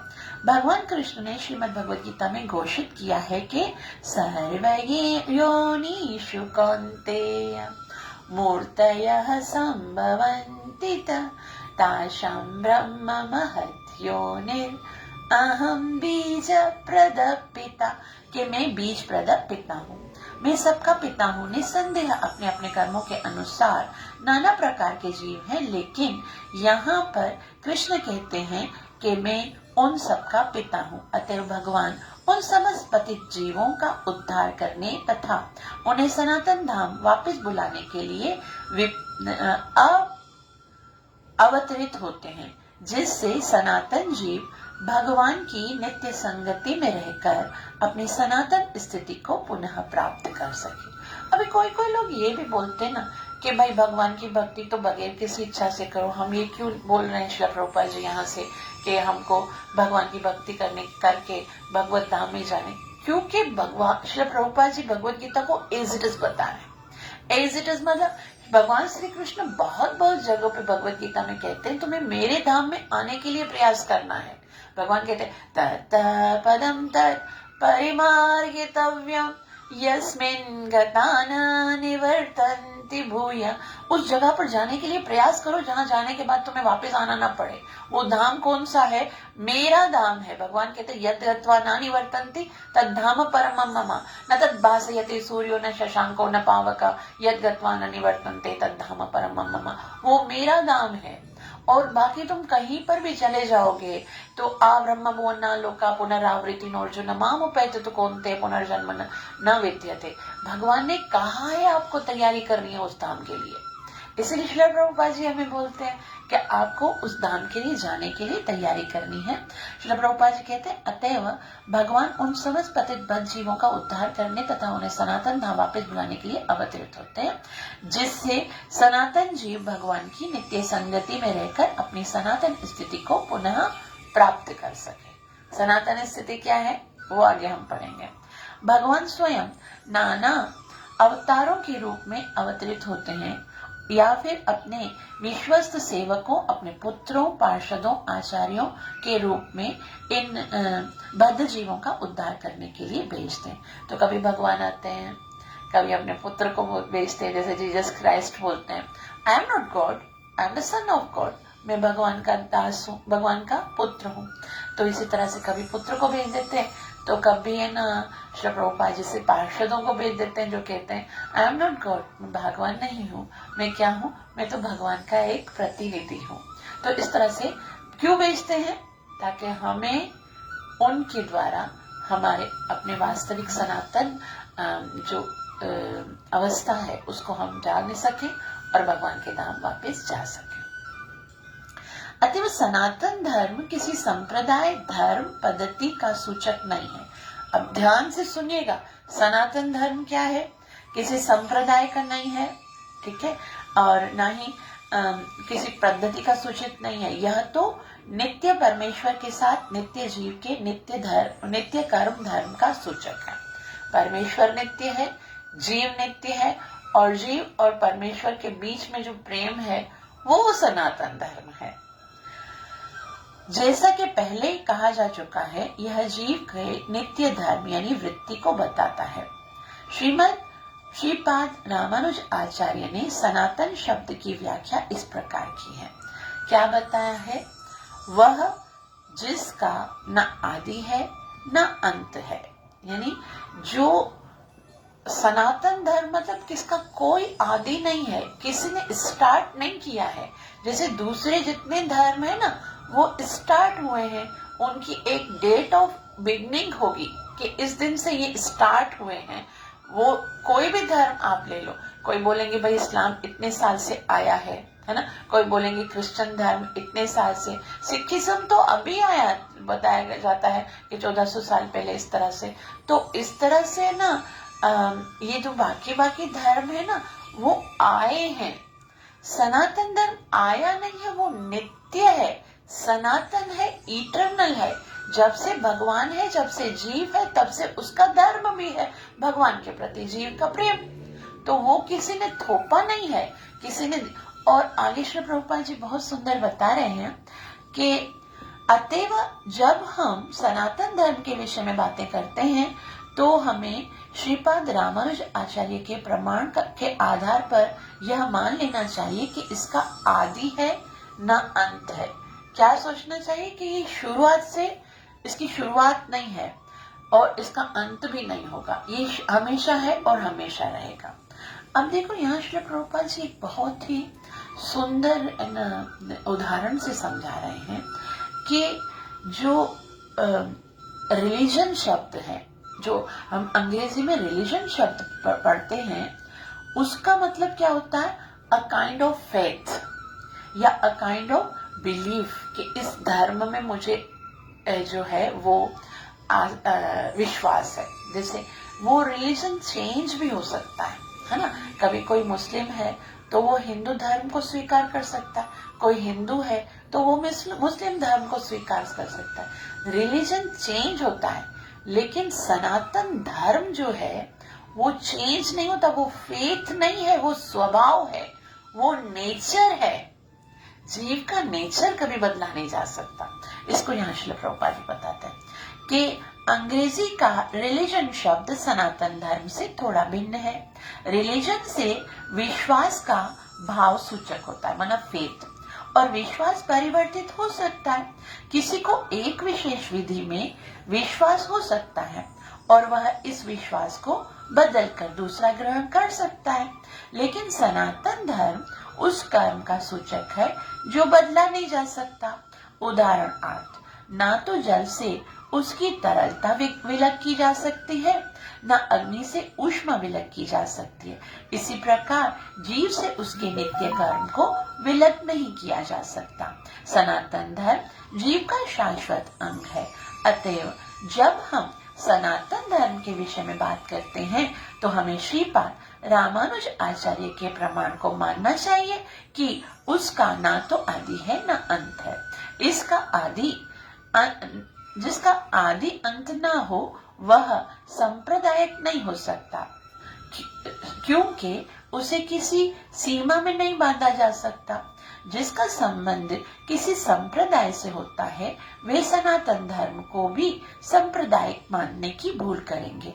किंतु यदि हम इस विषय पर गंभीरता से विचार करें और आधुनिक विज्ञान के प्रकाश में सोचें तो हम सहज से देख सकते हैं कि सनातन धर्म विश्व के समस्त लोगों का ही नहीं अपितु ब्रह्मांड के समस्त जीवों का धर्म है। तो श्रील प्रभुपाद जी बताते हैं कि जिस तरह से जल की तरलता को हम उससे दूर नहीं कर सकते, जल है इसका मतलब है उसके अंदर तरलता होगी। अग्नि है तो उसके अंदर ऊष्मा है, अग्नि की ऊष्मा। तो ये ही तरह से जीव है तो उसके अंदर भगवान के प्रति प्रेम है। वो किसी ने डाला नहीं है, ना ही निकाला जा सकता है, वो उसका स्वभाव है। पानी जब तक पानी रहेगा तो वो तरल रहेगा। अगर वो जमा दिया जाए, बर्फ बना दिया जाए तो वो क्या हो जाएगा, वो ठोस बन जाएगा, तो वो पानी भी नहीं रहा, उसकी रियलिटी ही खत्म हो गई। तो जीव जब तक जीव है तो जीव का सनातन धर्म है भगवान से प्रेम करना। तो वो सांप्रदायिक नहीं है, ये किसी ने बनाया नहीं है, ये आदि है, ये शुरू से, उसका कोई आदि नहीं है, उसका कोई अंत नहीं है। अभी श्री प्रभुपाद जी बता रहे हैं कि भले ही असनातन धार्मिक विश्वास का मानव इतिहास के पृष्ठों में कोई आदि हो, लेकिन सनातन धर्म के इतिहास का कोई आदि नहीं होता, क्योंकि यह जीवों के साथ शाश्वत चलता रहता है। जहाँ तक जीवों का संबंध है, प्रामाणिक शास्त्रों का कथन है कि जीव का ना तो जन्म होता है ना मृत्यु। गीता में कहा गया है कि जीव का ना तो कभी जन्म होता है ना कभी मरता है, वह शाश्वत तथा अविनाशी है और इस क्षण भंगुर शरीर के नष्ट होने के बाद भी वो जीव रहता है। सनातन धर्म के स्वरूप के प्रसंग में हमें धर्म की धारणा को संस्कृति की मूल धातु में समझना होगा। अभी यहाँ श्री प्रभुपाद जी बोलते हैं भले ही असनातन धार्मिक विश्वास, असनातन मतलब जो सनातन धर्म नहीं है, दूसरे धर्म है, उनके अंदर बिगनिंग होती है ना, उनकी कोई शुरुआत होती है, लेकिन सनातन धर्म की कोई शुरुआत है ही नहीं। जिस तरह से जीव के लिए भगवान ने कहा न जायते मृत्यते वा कदाचिन नायम भूत्वा भविता वा न भूयः अजो नित्यः शाश्वतो यम पुराणो न हन्यते हर न माने शरीर। ये जीव जो है कभी जन्म नहीं लेता, उसकी कभी मृत्यु नहीं होती। तो उसी तरह से वो जीव का जो धर्म है, सनातन धर्म है, उसका कभी जन्म नहीं होता, उसका कभी अंत नहीं होता, वो शाश्वत है। धर्म का अर्थ है, अब यहाँ श्री प्रभुपाद जी धर्म के अर्थ को बता रहे हैं, ठीक है, जैसे हमने पढ़ा ना, वो क्वालिटी जो उससे कभी दूर नहीं हो सकती। तो श्री प्रभुपाद जी कहते हैं कि सनातन धर्म के स्वरूप में के प्रसंग में हमें धर्म की धारणा को संस्कृत की मूल धातु में समझना पड़ेगा। संस्कृत की मूल धातु, प्रत्येक वस्तु का एक मूल धातु होता है। तो धर्म का क्या है? धर्म का अर्थ है जो पदार्थ विशेष में सदैव रहता है, उसकी वो क्वालिटी जो उसके अंदर हमेशा रहती है। हम यह निष्कर्ष निकालते हैं कि अग्नि के साथ ऊष्मा तथा प्रकाश सदैव रहता है। ऊष्मा व प्रकाश के बिना अग्नि शब्द का कोई अर्थ नहीं रहता, है ना। अग्नि है तो उसके अंदर उसकी प्रकाश भी होगा, उसकी गर्मी भी होगी। अगर आप देखो, कभी आपने देखी ये आग ठंडी है, लो आग है तो गर्मी है उसके अंदर, आग है तो उसके अंदर कोई बोले ये आग है लेकिन बिल्कुल अंधकार वाली, इसके अंदर प्रकाश नहीं है, तो वो क्या हो सकती है? राख हो सकती है, आग खत्म हो गई। लेकिन जब तक आग का एक कण भी होगा तो कण जितना प्रकाश तो होगा। तो यहाँ श्रील प्रभुपाद जी कहते हैं इसी प्रकार हमें जीव के उस अनिवार्य अंग को ढूंढना चाहिए जो उसका चिर सहचर है। तो जिस तरह से अग्नि का धर्म क्या है, प्रकाश और ऊष्मा, उसी तरह से आप ढूंढो जीव के अंदर ऐसा क्या है जो कभी भी हमेशा उसके साथ रहता है। तो यह चिर सहचर उसका शाश्वत गुण है और यह शाश्वत गुण है उसका नित्य धर्म। तो ये क्या है उसका नित्य धर्म, वही शाश्वत गुण है। जब सनातन गोस्वामी ने श्री चैतन्य महाप्रभु से प्रत्येक जीव के स्वरूप के विषय में जिज्ञासा की तो भगवान ने उत्तर दिया कि जीव का स्वरूप या स्वभाव या स्वाभाविक स्थिति भगवान की सेवा करना है। जीव का स्वरूप क्या है, जीवेर स्वरूप है कृष्ण नित्य दास। अब जीव का स्वरूप सनातन धर्म क्या है, उस सेवा करना, ठीक है, धर्म है सेवा करना। अब आगे श्री प्रभुपाद जी बोलेंगे कि प्रत्येक जीव सदैव अपने इस धर्म को निभाता ही रहता है, इसमें कोई भी चेंजिंग नहीं होती है, ये धर्म कंटिन्यू है। अब श्री प्रभुपाद जी कहते हैं यदि हम महाप्रभु के इस कथन का विश्लेषण करें तो हम देखेंगे कि एक जीव दूसरे जीव की सेवा में निरंतर लगा हुआ है। एक जीव दूसरे जीव की सेवा कई रूपों में करता है। ऐसा करके जीव जीवन का भोग करता है। निम्न पशु मनुष्यों की सेवा करते हैं, जैसे सेवक अपने स्वामी की सेवा करते हैं। एक व्यक्ति ए अपने स्वामी बी की सेवा करता है और बी अपने स्वामी सी की सेवा करता है तथा सी अपने स्वामी डी की सेवा करता है। इसी प्रकार हम देखते हैं कि एक मित्र दूसरे मित्र की सेवा करता है, माता पुत्र की सेवा करता है, पत्नी पति की सेवा करते, पति पत्नी की सेवा करते। यदि हम इसी भावना से खोज करते चले जाएं तो पाएंगे कि समाज में ऐसा एक भी अपवाद नहीं है जिसमें कोई जीव सेवा में न लगा हो। एक राजनेता जनता के समक्ष अपनी सेवा करने की क्षमता का घोषणा पत्र प्रस्तुत करता है। फलतः मतदाता उसे यह सोचते हुए मत देते हैं कि वह समाज की महत्वपूर्ण सेवा करेगा। तो श्री प्रभुपाद जी कहते हैं ए बी की सेवा करता है, बी सी की करता है, सी डी की सेवा करता है, माता पिता की करता है, पिता पुत्र की करते हैं, पुत्र है ना जो वो अपनी पत्नी की करते, पति पत्नी की करते, तो सब लोग सेवा करते हैं। जो एक पॉलिटिक्स होता है वो जनता की सेवा करता है और पहले सेवा करे या न करे पहले एक प्रमाण पत्र देता है कि आप मुझे वोट दोगे तो मैं आपके लिए ये करूंगा, मैं आपके लिए ये करूंगा। और मतदाता जो है वोटर भी उसको वोट देते हैं कि हाँ ये सेवा करेगा, ये सोचकर।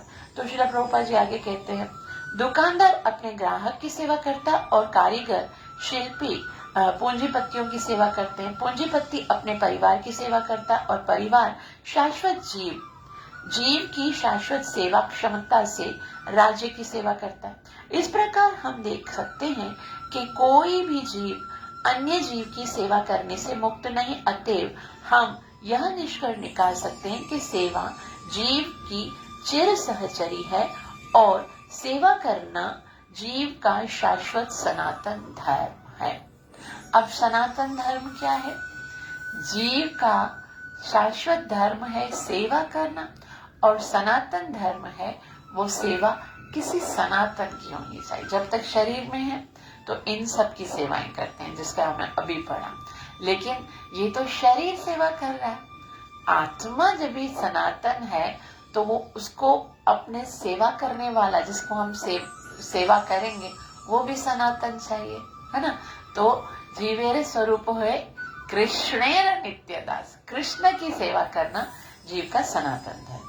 आगे श्री प्रभुपाद जी कहते तथापि मनुष्य काल तथा परिस्थिति विशेष के प्रसंग में एक विशिष्ट प्रकार के विश्वास को अंगीकार करता है और इस प्रकार वह अपने को हिंदू, मुसलमान, ईसाई, बौद्ध या किसी अन्य संप्रदाय का मानने वाला बताता है। ये सभी उपाधियां सनातन धर्म नहीं है। एक हिंदू अपना विश्वास बदलकर मुसलमान बन सकता है या एक मुसलमान अपना विश्वास बदलकर हिंदू बन सकता है या कोई ईसाई अपना विश्वास बदल सकता है। इत्यादि। किंतु इन सभी परिस्थितियों में धार्मिक विश्वास में परिवर्तन होने से अन्यों की सेवा करने का शाश्वत धर्म यानी वृत्ति प्रभावित नहीं होता। हिंदू, मुसलमान या ईसाई समस्त परिस्थितियों में किसी न किसी के सेवक हैं।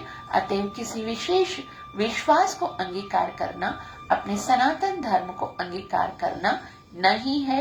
सेवा करना ही सनातन धर्म है।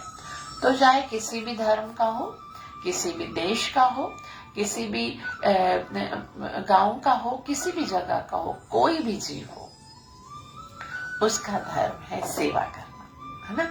सेवा ही धर्म है। अब आप किसकी सेवा करते हो वो आप अपनी अपनी बुद्धि के अनुसार डिसाइड करते हो। कोई सोचता है भाई मुझे घर की सेवा करनी है, कोई बोलता है मुझे पत्नी की सेवा करनी है, कोई बोलता है मुझे ना अपने बच्चों की सेवा करनी है, कोई बोलता है मुझे संसार की सेवा करनी है, राष्ट्र की सेवा करनी है।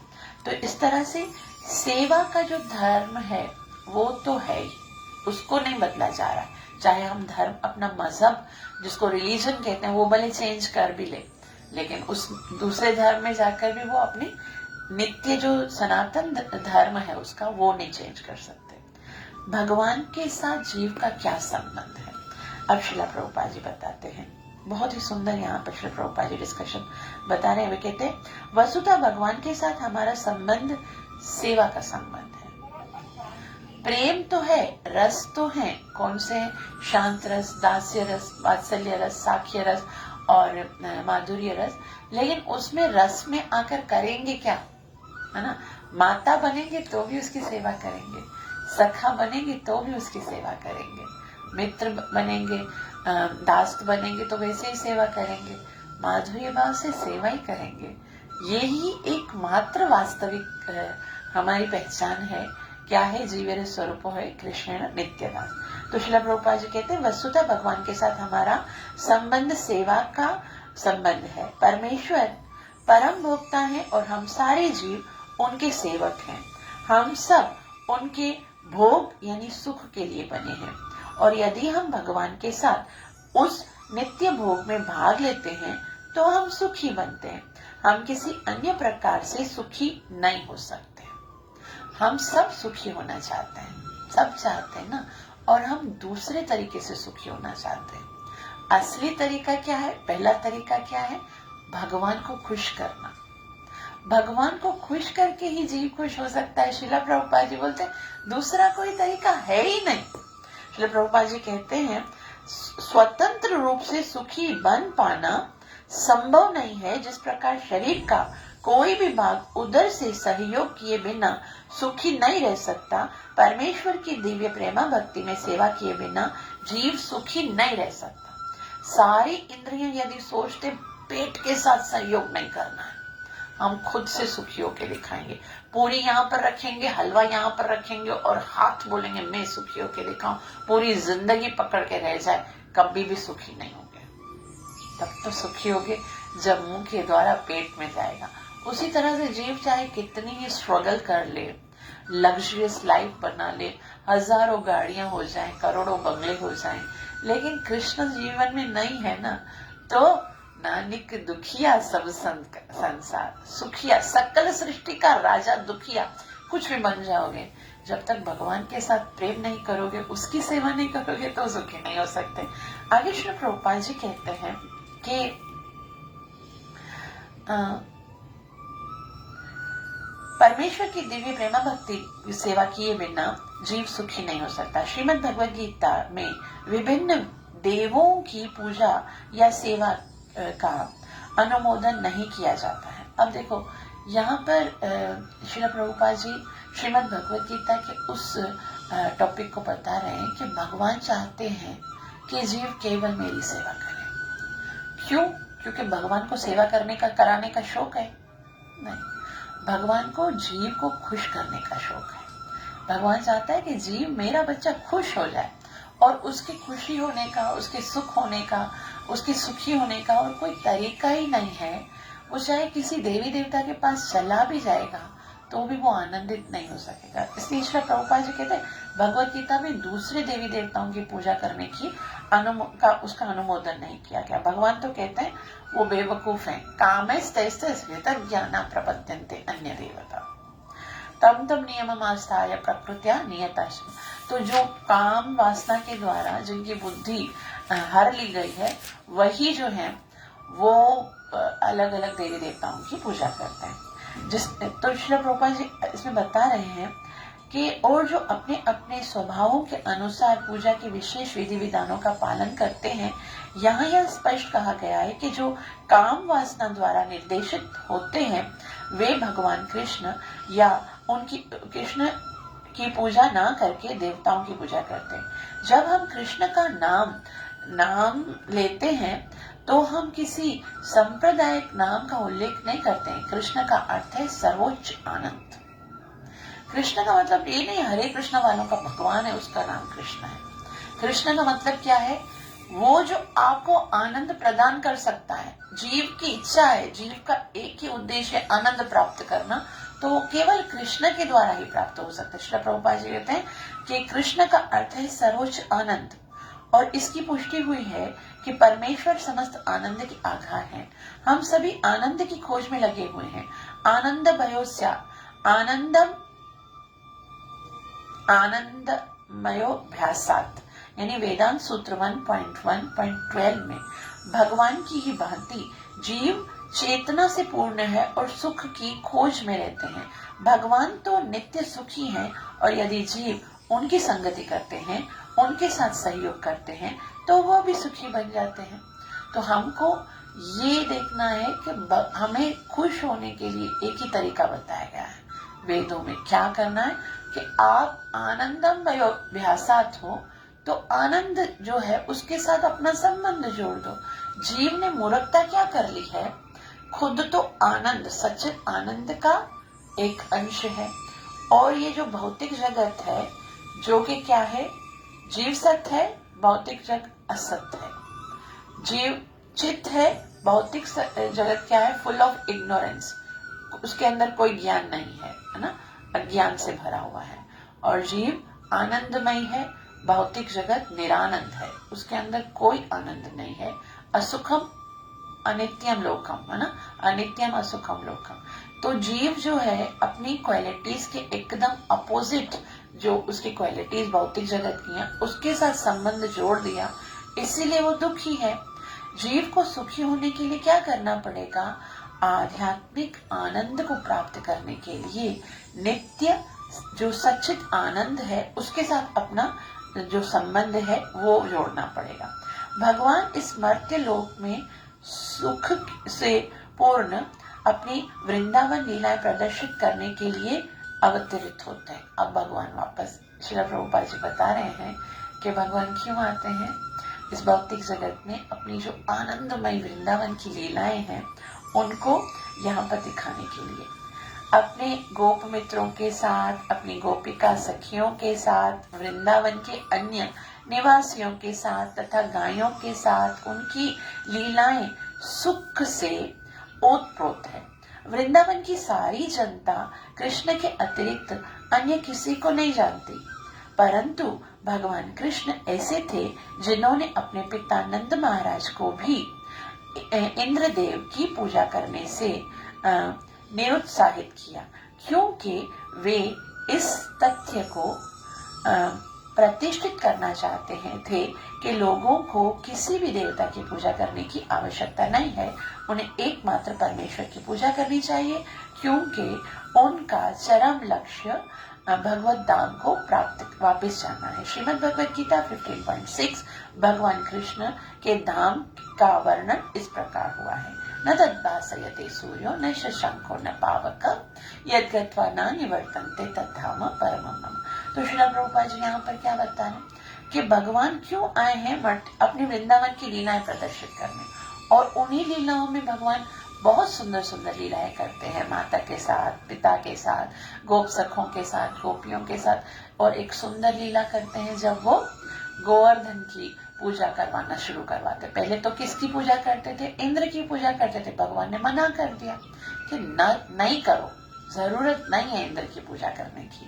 इंद्र तो भगवान का सेवक है, तो भगवान के आदेशों अनुसार वो तो अपना कार्य करता रहेगा, उसकी सेवा करने की जरूरत नहीं है। भगवान की सेवा करो। जब हम भगवान की सेवा करेंगे तो सब सुखी हो जाएंगे, देवता भी सुखी होकर हमको हमारी सारी वांछित वस्तुएं प्रदान करेंगे। तो भगवान ये स्थापित करना चाहते थे, क्योंकि हमारा जो उद्देश्य है वो भगवत धाम जाना है। तो जिसकी पूजा करेंगे उधर चले जाएंगे ना। तो अगर इंद्र की पूजा करेंगे तो क्या होगा, यान्ति देवव्रता देवम। फिर जब देवताओं के स्वर्ग में चले गए तो फिर क्या होगा, क्षीणे पुण्य मृत्यु लोकम विशंति। फिर जन्म मरण का चक्कर तो खत्म नहीं होगा। उद्देश्य तो क्या है, जन्म मरण के चक्कर को खत्म करना। तो इसलिए अपने माता पिता को मना कर दिया, ब्रजवासियों को मना कर दिया कि कुछ भी हो जाए हमको इंद्र की सेवा नहीं करनी है, इंद्र की पूजा नहीं करनी है। पूजा किसकी करनी है, भगवान की पूजा करनी है। और जब हम भगवान की पूजा करेंगे तो क्या होगा, तो फिर हम भगवत धाम जा सकते हैं। कैसा धाम है, जो यत् गत्वा न निवर्तन्ते तद्धाम परमं मम। तो भौतिक धाम और भगवान के धाम में भगवान जो डिफरेंस बताते हैं वो अब श्रील प्रभुपाद जी प्रारंभ करते हैं। एक मिनट के लिए हरे कृष्ण महामंत्र पढ़ेंगे। हरे कृष्ण हरे कृष्ण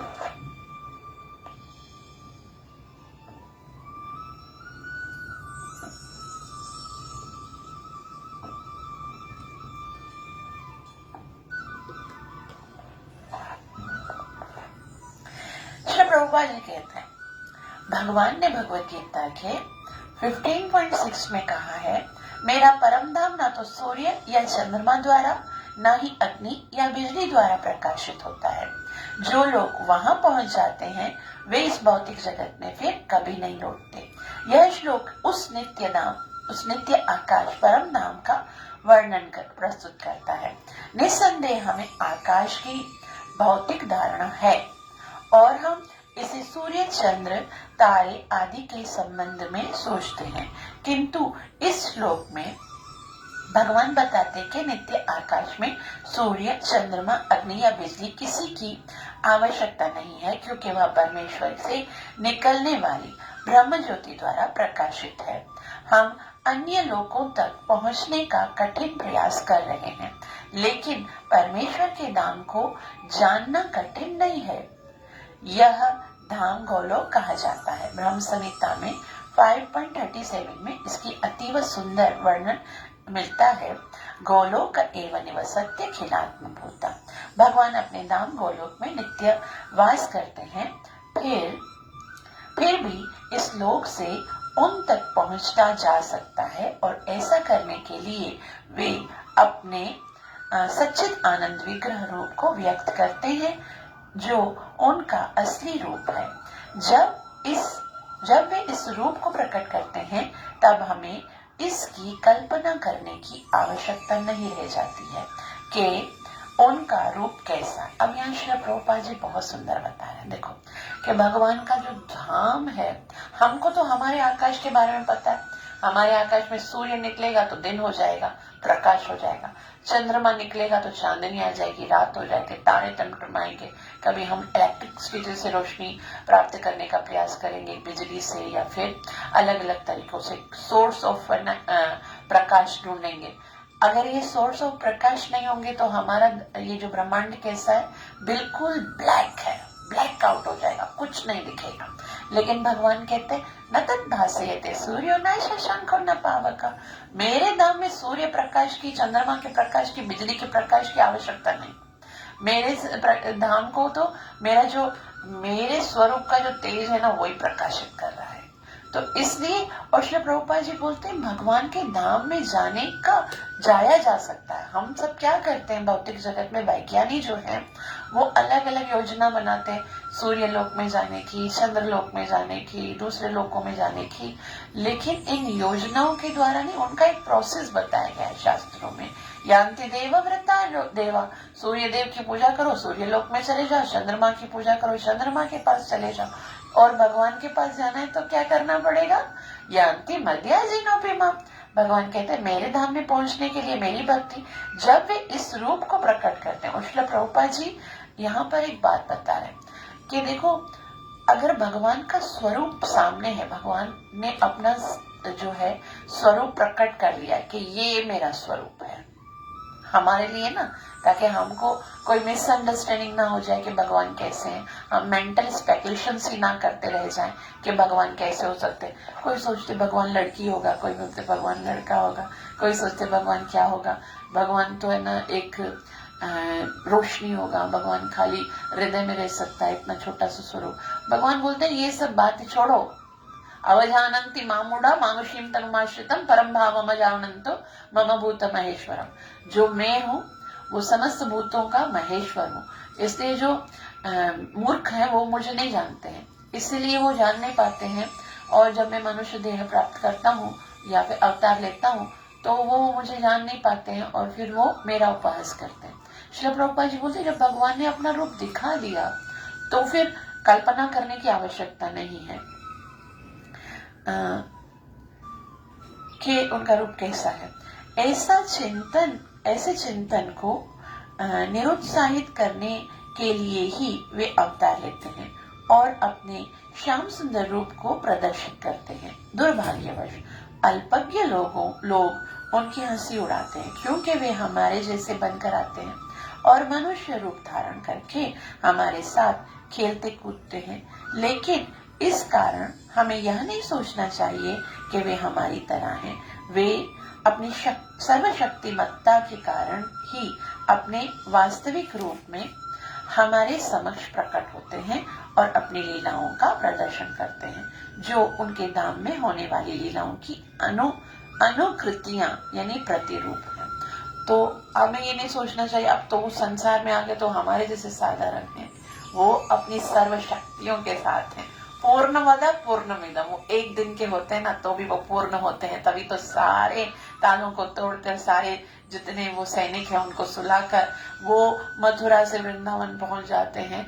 तो वो कुछ भी कर सकते हैं, वो पूर्ण है। लेकिन जो अल्पज्ञ लोग होते हैं वो भगवान की पूर्णता को नहीं समझ पाते। श्रील प्रभुपाद जी कहते हैं कि उनकी जो लीलाएं यहाँ पर वो प्रदर्शित करते हैं वो आध्यात्मिक लीलाओं की तरह। आपको पता है एक बात बहुत सुंदर मुझे अच्छी लगती है बहुत, वो ये है कि ये भौतिक जगत आध्यात्मिक जगत का प्रतिबिंब है। प्रतिबिंब का मतलब क्या है, उसका एक अक्स है।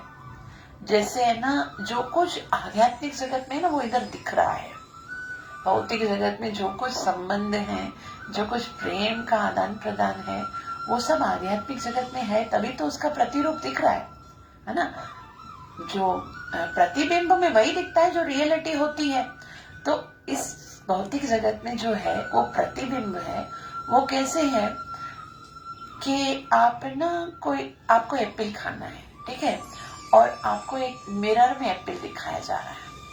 वो दिखने में सेम एप्पल के जैसा होगा, लेकिन आप उसका टेस्ट नहीं ले सकते क्योंकि वो उसका प्रतिबिंब है ना। उसी तरह से जो संबंध, प्रेम, जो आनंद हम इस भौतिक जगत में देख रहे हैं ना, वो सिर्फ प्रतिबिंब है। उसको हम जितना भी कोशिश करेंगे ना लेने की तो सर माथा फूटेगा, मिलेगा नहीं। इसलिए करना क्या है, वही प्रेम को, वही आनंद को प्राप्त करने के लिए हमें आईने की बदली में जो रियल एप्पल है उसकी ओर जाना पड़ेगा। उसी तरह से भौतिक जगत से आध्यात्मिक जगत की ओर जाना पड़ेगा। श्रील प्रभुपाद जी इस बात को यहाँ पर समझा रहे हैं। श्रील प्रभुपाद जी कहते हैं आध्यात्मिक आकाश की तेजोमय किरणें ब्रह्म ज्योति में असंख्य लोग तैर रहे हैं। यह ब्रह्म ज्योति परम धाम यानी कृष्ण लोक से उद्भूत होती है और आनंदमय तथा चिन्मय लोक है। भगवान का जो लोक है वो कैसा है, आनंदमय है और चिन्मय है, जो भौतिक नहीं है। इसी ज्योति में तैरते रहते हैं। क्या तैरते रहते हैं, बहुत सारे यूनिवर्सेस आध्यात्मिक जगत की तेजोमय किरणें में ब्रह्म ज्योति में असंख्य लोग तैर रहे हैं, बहुत सारे लोग तैर रहे हैं। भगवान कहते हैं न तद्भासयते सूर्यो न शशांको न पावक यद्गत्वा न निवर्तन्ते तद्धाम परम मम। जो इस आध्यात्मिक आकाश तक पहुंच जाता है उसे इस भौतिक आकाश में लौटने की आवश्यकता नहीं रह जाती। भौतिक आकाश में यदि हम सर्वोच्च लोक ब्रह्मलोक में भी को भी प्राप्त करते हैं, चंद्रलोक का तो कहना ही क्या, तो वहां से भी हमें जीवन की परिस्थितियां यानी जन्म, मृत्यु, व्याधि तथा जरा होंगे। भौतिक ब्रह्मांड का कोई भी लोग संसार के इन 4 नियमों से मुक्त नहीं है। तो देखो अब क्या है, श्रील प्रभुपाद जी क्या दिखा रहे हैं, एक ये भौतिक ब्रह्मांड है, ठीक है, उसका सर्वोच्च क्या है, ब्रह्मलोक है। वहां पर जाओगे तो 4 दुख मिलेंगे। क्या, कौन से 4 दुख मिलेंगे? जन्म, मृत्यु, जरा, व्याधि, ये 4 दुख मिलेंगे। और इस ब्रह्मलोक में भी मिलेंगे तो सूर्य लोक में या चंद्रलोक में या नीचे वाले लोगों को क्या कहना। लेकिन अगर इन 4 दुखों से निकलना है तो फिर ऊपर जाना पड़ेगा, ब्रह्मलोक, इस ब्रह्मांड के बाहर जाना पड़ेगा, ठीक है। अभी सारे जीव एक लोक से दूसरे लोक में विचरण करते हैं, किंतु ऐसा नहीं है कि हम यांत्रिक व्यवस्था करके जिस लोक में जाना चाहे चले जाएंगे। तो सारे लोग जा रहे हैं, इधर उधर जा रहे हैं, लेकिन कैसे जा रहे हैं? जैसे भगवान ने बताया, अंति देवता धर्म, जिस जिस लोक में जाना है उसके देवता की पूजा करके और फिर जाते हैं। ऊर्ध्वं गच्छन्ति तत्त्वस्तो मध्ये तिष्ठति राजसा जगन्य गुणवित्तस्तो अधो गच्छन्ति तामसा। तो जाते रहते हैं, कोई यांत्रिक व्यवस्था नहीं है। मतलब ऐसा नहीं है कि आप है ना कोई एक ऐसा एरोप्लेन होगा जो आपको दूसरे लोक में लेके जाएगा, नहीं, ऐसा कोई नहीं है। यदि हम किसी अन्य लोक में जाना चाहते हैं तो उसकी विधि होती है, उसका भी उल्लेख है। यान्ति देवव्रता देवान पितृयान्ति पितृव्रता। यदि हम एक लोक से दूसरे लोक में विचरण करना चाहते हैं तो उसके लिए कोई यांत्रिक व्यवस्था की आवश्यकता नहीं है। गीता का उपदेश है, यान्ति देवव्रता देवान।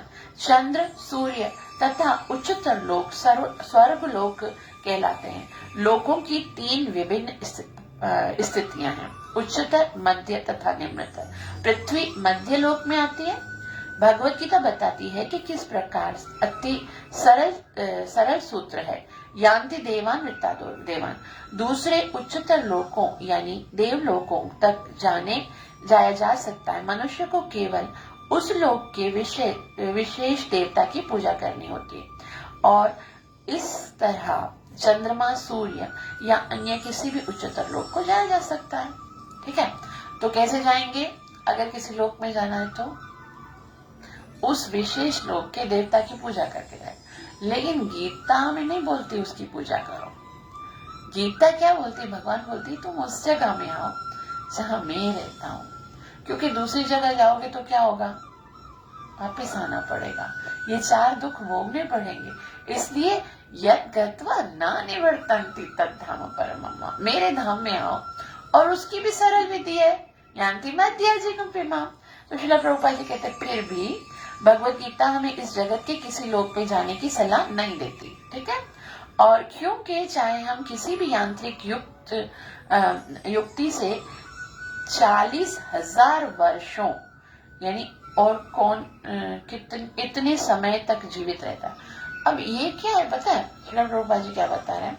40,000 वर्षों की यात्रा करके सर्वोच्च लोक ब्रह्मलोक क्यों न चले जाएं? यहाँ से अगर हम यांत्रिक व्यवस्था करते हैं, एरोप्लेन कोई ऐसा बनता है जो कि हमें ब्रह्मलोक में लेके जाएगा, ये संसार के जो 14वां लोक है, तो हमें 40,000 वर्ष लगेंगे। और इतना कौन जिएगा? रास्ते में प्लेन में बैठे होंगे ना, मर जाएंगे, क्योंकि ट्रेवल खत्म ही नहीं होगा। देखो हर जगह पर जाने के लिए एक टाइम होता है ना कि भाई इतनी समय में आप पहुंचोगे।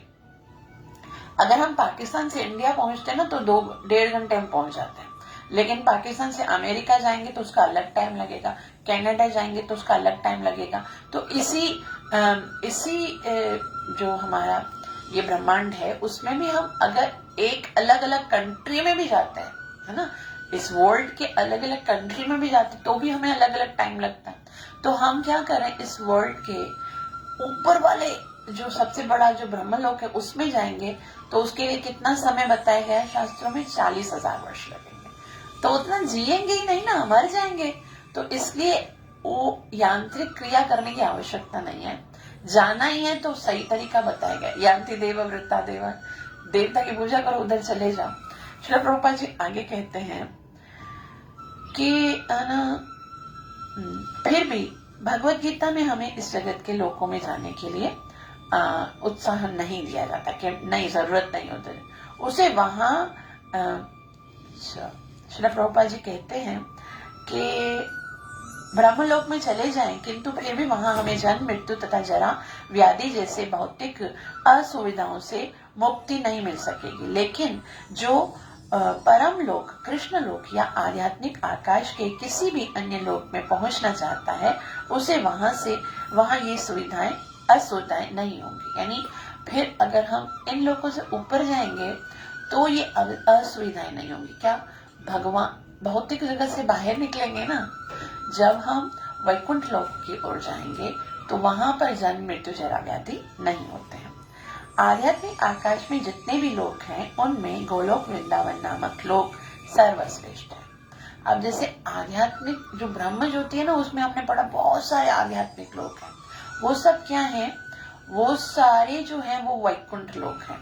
और उन वैकुंठ लोकों में भी जो सबसे ऊपर है वो कौन सा है? गोलोक वृंदावन धाम है, जो भगवान कृष्ण का आदि धाम है।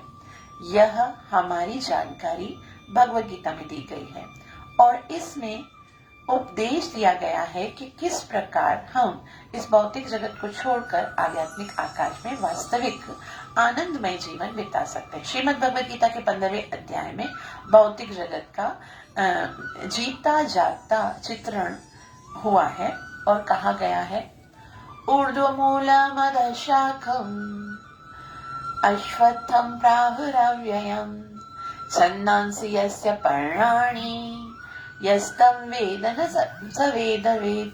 क्या बताया गया है? आध्यात्मिक जगत और भौतिक जगत। यहाँ श्रील प्रभुपाद जी कहते हैं भौतिक जगत का जीता जागता चित्रण हुआ है, मतलब बताया गया है। जीता जागता मतलब एकदम ऐसा लगता है कि रियल कैसा होता है, ये भौतिक जगत कैसा है। यहाँ पर भौतिक जगत का वर्णन उस वृक्ष के रूप में हुआ है जिसकी जड़ें ऊर्ध्वमुखी हैं और शाखाएं अधोमुखी हैं। आपने कभी ऐसा वृक्ष देखा है कि जड़ ऊपर हो और वृक्ष नीचे हो, उसके पत्ते, उसके फल नीचे हो? कभी ऐसा नहीं होता। हम कैसा देखते हैं? जड़ नीचे होती है और उसके पत्ते, फल, फूल ऊपर होते हैं, ऐसा देखते हैं ना। लेकिन श्रील प्रभुपाद बोलते नहीं, मैंने देखा है। कहाँ देखा है? श्रील प्रभुपाद कहते हमें ऐसे वृक्ष का अनुभव है, मैं जानता हूं है ऐसा, जिसकी जड़ें ऊर्ध्वमुखी हो। यदि कोई नदी या जलाशय के किनारे खड़ा होकर जल में वृक्ष का प्रतिबिंब देखता है तो उसे सारे वृक्ष उल्टे दिखेंगे। प्रतिबिंब अगर हम देखेंगे ना, अक्स देखते हैं, प्रतिबिंब देखते हैं उसका, तो उल्टे दिखेंगे, मतलब वो रियल नहीं है, उसका प्रतिबिंब है। तो यहाँ श्रील प्रभुपाद जी कहते हैं कि अगर हम नदी या जलाशय के किनारे पे जाएंगे तो सारे वृक्ष उल्टे दिखेंगे, शाखाएं नीचे की और जड़ें ऊपर की ओर दिखेंगी। इसी प्रकार यह भौतिक जगत भी आध्यात्मिक जगत का प्रतिबिंब है।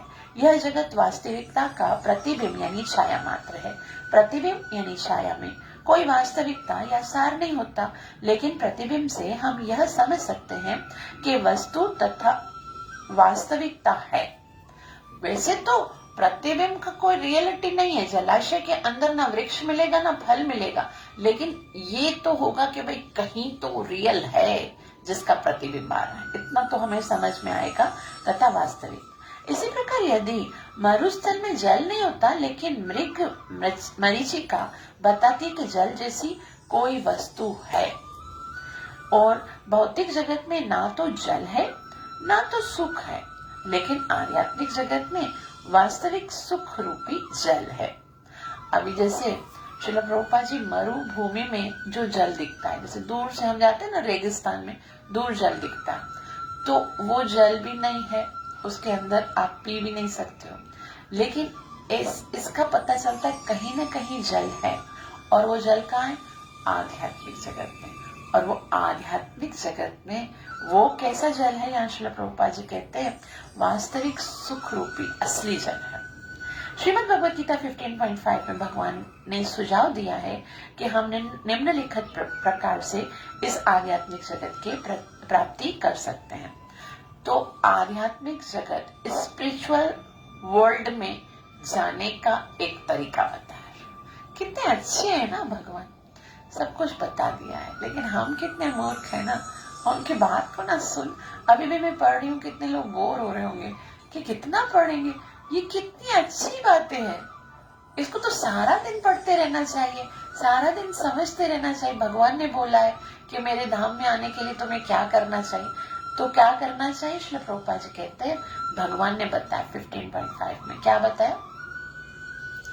निर्माण मोहा जित संग दोषा अध्यात्म नित्या विनिवर्त काम द्वंद्वैर्व मुक्ता सुख दुःख संगै गच्छन्त्य मूढ़ा परमाव्ययम तत्। अर्थात पदम अव्ययम अर्थात सनातन राज्य यानी धाम को वही प्राप्त कर सकता है जो निर्माण मोहा हो। निर्माण मोहा है, इसका अर्थ यह हुआ कि हम उपाधियों के पीछे पड़े रहते हैं। कोई महाशय बनना चाहता है, कोई प्रभु बनना चाहता है, तो कोई राष्ट्रपति बनना चाहता है, धनवान या राजा या कुछ और बनना चाहते हैं। परंतु जब हम इन उपाधियों से चिपके रहते हैं तब तक हम शरीर के प्रति आसक्त बने रहते हैं, क्योंकि ये उपाधियां शरीर से संबंधित होती हैं, लेकिन हम शरीर नहीं हैं। और इसकी अनुभूति होनी ही आत्म साक्षात्कार की प्रथम अवस्था है। आत्म साक्षात्कार मतलब हमें ये पता चलना चाहिए कि हम शरीर नहीं है, और अगर हम शरीर नहीं है तो ये सारे निर्माण मोह, ये जो मान हमें मिल रहा है कि आप ये हो, आप प्रभु हो, आप स्वामी हो, आप ये हो, वो सब तो शरीर को मिल रहा है। हम तो क्या हैं? दास हैं। तो ये आध्यात्मिक जगत में जाने के लिए सबसे पहले हमको ये मान और मोह को खत्म करना पड़ेगा। हम प्रकृति के 3 गुणों से जुड़े हुए हैं, किंतु भगवत भक्तिमय सेवा द्वारा हमें उनसे छूटना होगा।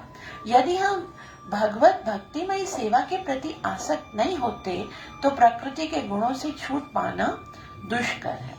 तो देखो, प्रकृति के गुणों से छूटने का कितना सरल उपाय बताया। क्या? मयि चानन्य योगेन, मेरी अनन्य रूप से। अगर आप, भगवान कहते हैं, यदि तुम अनन्य रूप से मेरी भक्ति करते हो तो फिर सगुणान समतीतेतान, तो ब्रह्म भूयाय कल्पते। जब वो मेरी अनन्य अव्यभिचारी, मां च यो व्यभिचारेण भक्ति योगेन सेवते सगुणान् अतीतान् ब्रह्म भूयाय कल्पते। अव्यभिचारिणी भक्ति 14.26 भगवान कहता। तो उपाधियों तथा आसक्तियां हमारी काम वासना तथा इच्छा अर्थात प्रकृति पर प्रभुत्व जताने की चाह के कारण है। जब तक हम प्रकृति पर प्रभुत्व जताने की परिस्थिति को नहीं त्यागते हैं तब तक हम भगवान के धाम, सनातन धाम को वापस जाने की कोई संभावना नहीं। उपाधियों को त्यागना पड़ेगा। चैतन्य महाप्रभु कैसे अच्छे से त्यागते हैं, वो कहते हैं क्या बोलते हैं, ना हम वर्णी न च गृहपति न वानस्तो यतुर्वा, ना हम मैं ना कोई ब्रह्मचारी हूँ, न गृहस्थ हूँ, न वानप्रस्थ हूँ, ना ही मैं सन्यासी हूँ। और आगे कहते हैं ना मैं शूद्र हूँ, ना मैं ब्राह्मण हूँ, ना मैं क्षत्रिय हूँ, और ना ही मैं शूद्र, ब्राह्मण, क्षत्रिय और वैश्य में कुछ भी नहीं हूँ। तो पूछा, भाई महाप्रभु आप कौन हो? तो चैतन्य महाप्रभु कहते हैं कि गोपी भर्तुर पद कमल दास दासानुदास। तो मैं तो क्या हूँ? गोपी भर्तु पद कमल तय दास दासानुदास। वास्तव में हमें जब तक ये रियलाइज नहीं हो जाता ना कि हम दास हैं, तब तक हम कभी भी भगवान को नहीं प्राप्त कर सकेंगे। दास तो स्वीकार करना पड़ेगा। इसीलिए जब गुरु महाराज पहले दिन हमें स्वीकार करते, हमारे नाम के सामने दास लगा देते हैं। ये दास भौतिक जगत में अच्छा नहीं लगता ना कि कोई हमें दास बोले, लेकिन आध्यात्मिक जगत में दास से बड़ा और कुछ नहीं हो सकता। मैं कृष्ण दास, ए विश्वास, ये जब यकीन हो जाए ना कि मैं कृष्ण का दास हूँ, तब भगवान हमें अपने धाम में लेके जाएंगे। तो श्रील प्रभुपाद जी कहते हैं आगे, किंतु भगवत भक्तिमयी सेवा द्वारा हमें उनसे छूटना है इन उपाधियों से। यदि हम भगवत भक्ति सेवा के प्रति आसक्त नहीं होते हैं तो प्रकृति के गुणों से छूट पाना दुष्कर है। उपाधियां तथा आसक्तियां हमारी काम वासना तथा इच्छा अर्थात प्रकृति पर प्रभुत्व जताने की चाह के कारण है। जब तक हम प्रकृति के पर प्रभुत्व जताने की प्रवृत्ति को नहीं त्यागते हैं तब तक भगवान के धाम सनातन धाम को वापस जाने की कोई संभावना नहीं। इस नित्य अविनाशी धाम को वही प्राप्त हो सकता है जो झूठे भौतिक गुणों के आकर्षणों द्वारा मोहग्रस्त नहीं होता। जो भगवान की सेवा में स्थित रहता है ऐसा व्यक्ति सहज ही परम धाम को प्राप्त होता है। गीता के अन्यत्र 8.29 में कहा गया। अब आगे गीता में क्या बताया गया कि भगवान का धाम कैसा है। अभी मेरे पास तो 4 पेज में, आप सब करोगे ना, हम यहाँ तक रखेंगे, अभी इसको खत्म करेंगे कि भगवान का धाम कैसा है। अव्यक्तो अक्षरः इत्युक्तस्तमाहु परमां गतिं यं प्राप्य न निवर्तन्ते तद्धाम परमं मम। अव्यक्तो अक्षर इत्युक्तस् तमाहु परमां गतिम। भगवान का धाम कैसा है? अव्यक्त है और ऐसा है उसको प्राप्त करके वापस नहीं जाना पड़ता, वापस भौतिक जगत में आना नहीं पड़ता। तो इस धाम तक हम रखते हैं, ठीक है। और अभी हमारे पास 3 पेज बाकी बचे हैं इसके, वो हम शाम को किसी टाइम पर पढ़ते हैं। कल हम भगवत गीता स्टार्ट करेंगे, सही है। और यह आगे हमें श्री प्रभुपाद जी क्या बताएंगे, बहुत ही सुंदर है। भगवान के धाम को प्राप्त करने का सरल तरीका और उसके बाद चंचल मन को नियंत्रित करने का तरीका। ये सारी चीजें भगवत गीता में लिखी हुई हैं, लेकिन श्री प्रभुपाद जी ने पहले बताई हैं ताकि हमको पहले ही ये सारी चीजों की अनुभूति हो। जैसे ट्रेलर होता है ना किसी पिक्चर का, हम देखते हैं तो उस पिक्चर को देखने के लिए हमें बहुत उत्साही हो जाते हैं कि अच्छा ये कैसा करेंगे फिर ना। तो उसी तरह से श्री प्रभुपाद जी ने हमें ये केवल भूमिका में सब कुछ दे दिया ना। कितनी श्री प्रभुपाद जी के अंदर कितनी कृपा है, कितनी करुणा है कि वो बस कैसे भी करके जीव को भगवान की ओर आकर्षित करना चाहते हैं। और हमारा कर्तव्य है कि उन्होंने जो इतना सब किया है हमारे लिए उसका सदुपयोग करें। श्री प्रभुपाद जी के शास्त्रों को पढ़ें, समझें और अपने जीवन को कृतार्थ करें। आप सबका बहुत बहुत आभार जो इतना प्रेम से श्रवण किया। मेरे लिए प्रार्थना अवश्य करना कि मैं अपनी सेवा और साधना को अच्छे से कर सकूं और निरपराध भाव से हरि नाम को जप करके गुरु और कृष्ण को प्रसन्न कर सकूं। ग्रंथराज श्रीमद् भगवद गीता मात की जय हो। हरे कृष्णा कृष्ण कृष्ण हरे हरे, हरे राम राम राम हरे। नित्य लीला प्रवेश अभय शरणारविंद भक्ति वेदांत स्वामी श्री प्रभुपाद की जय।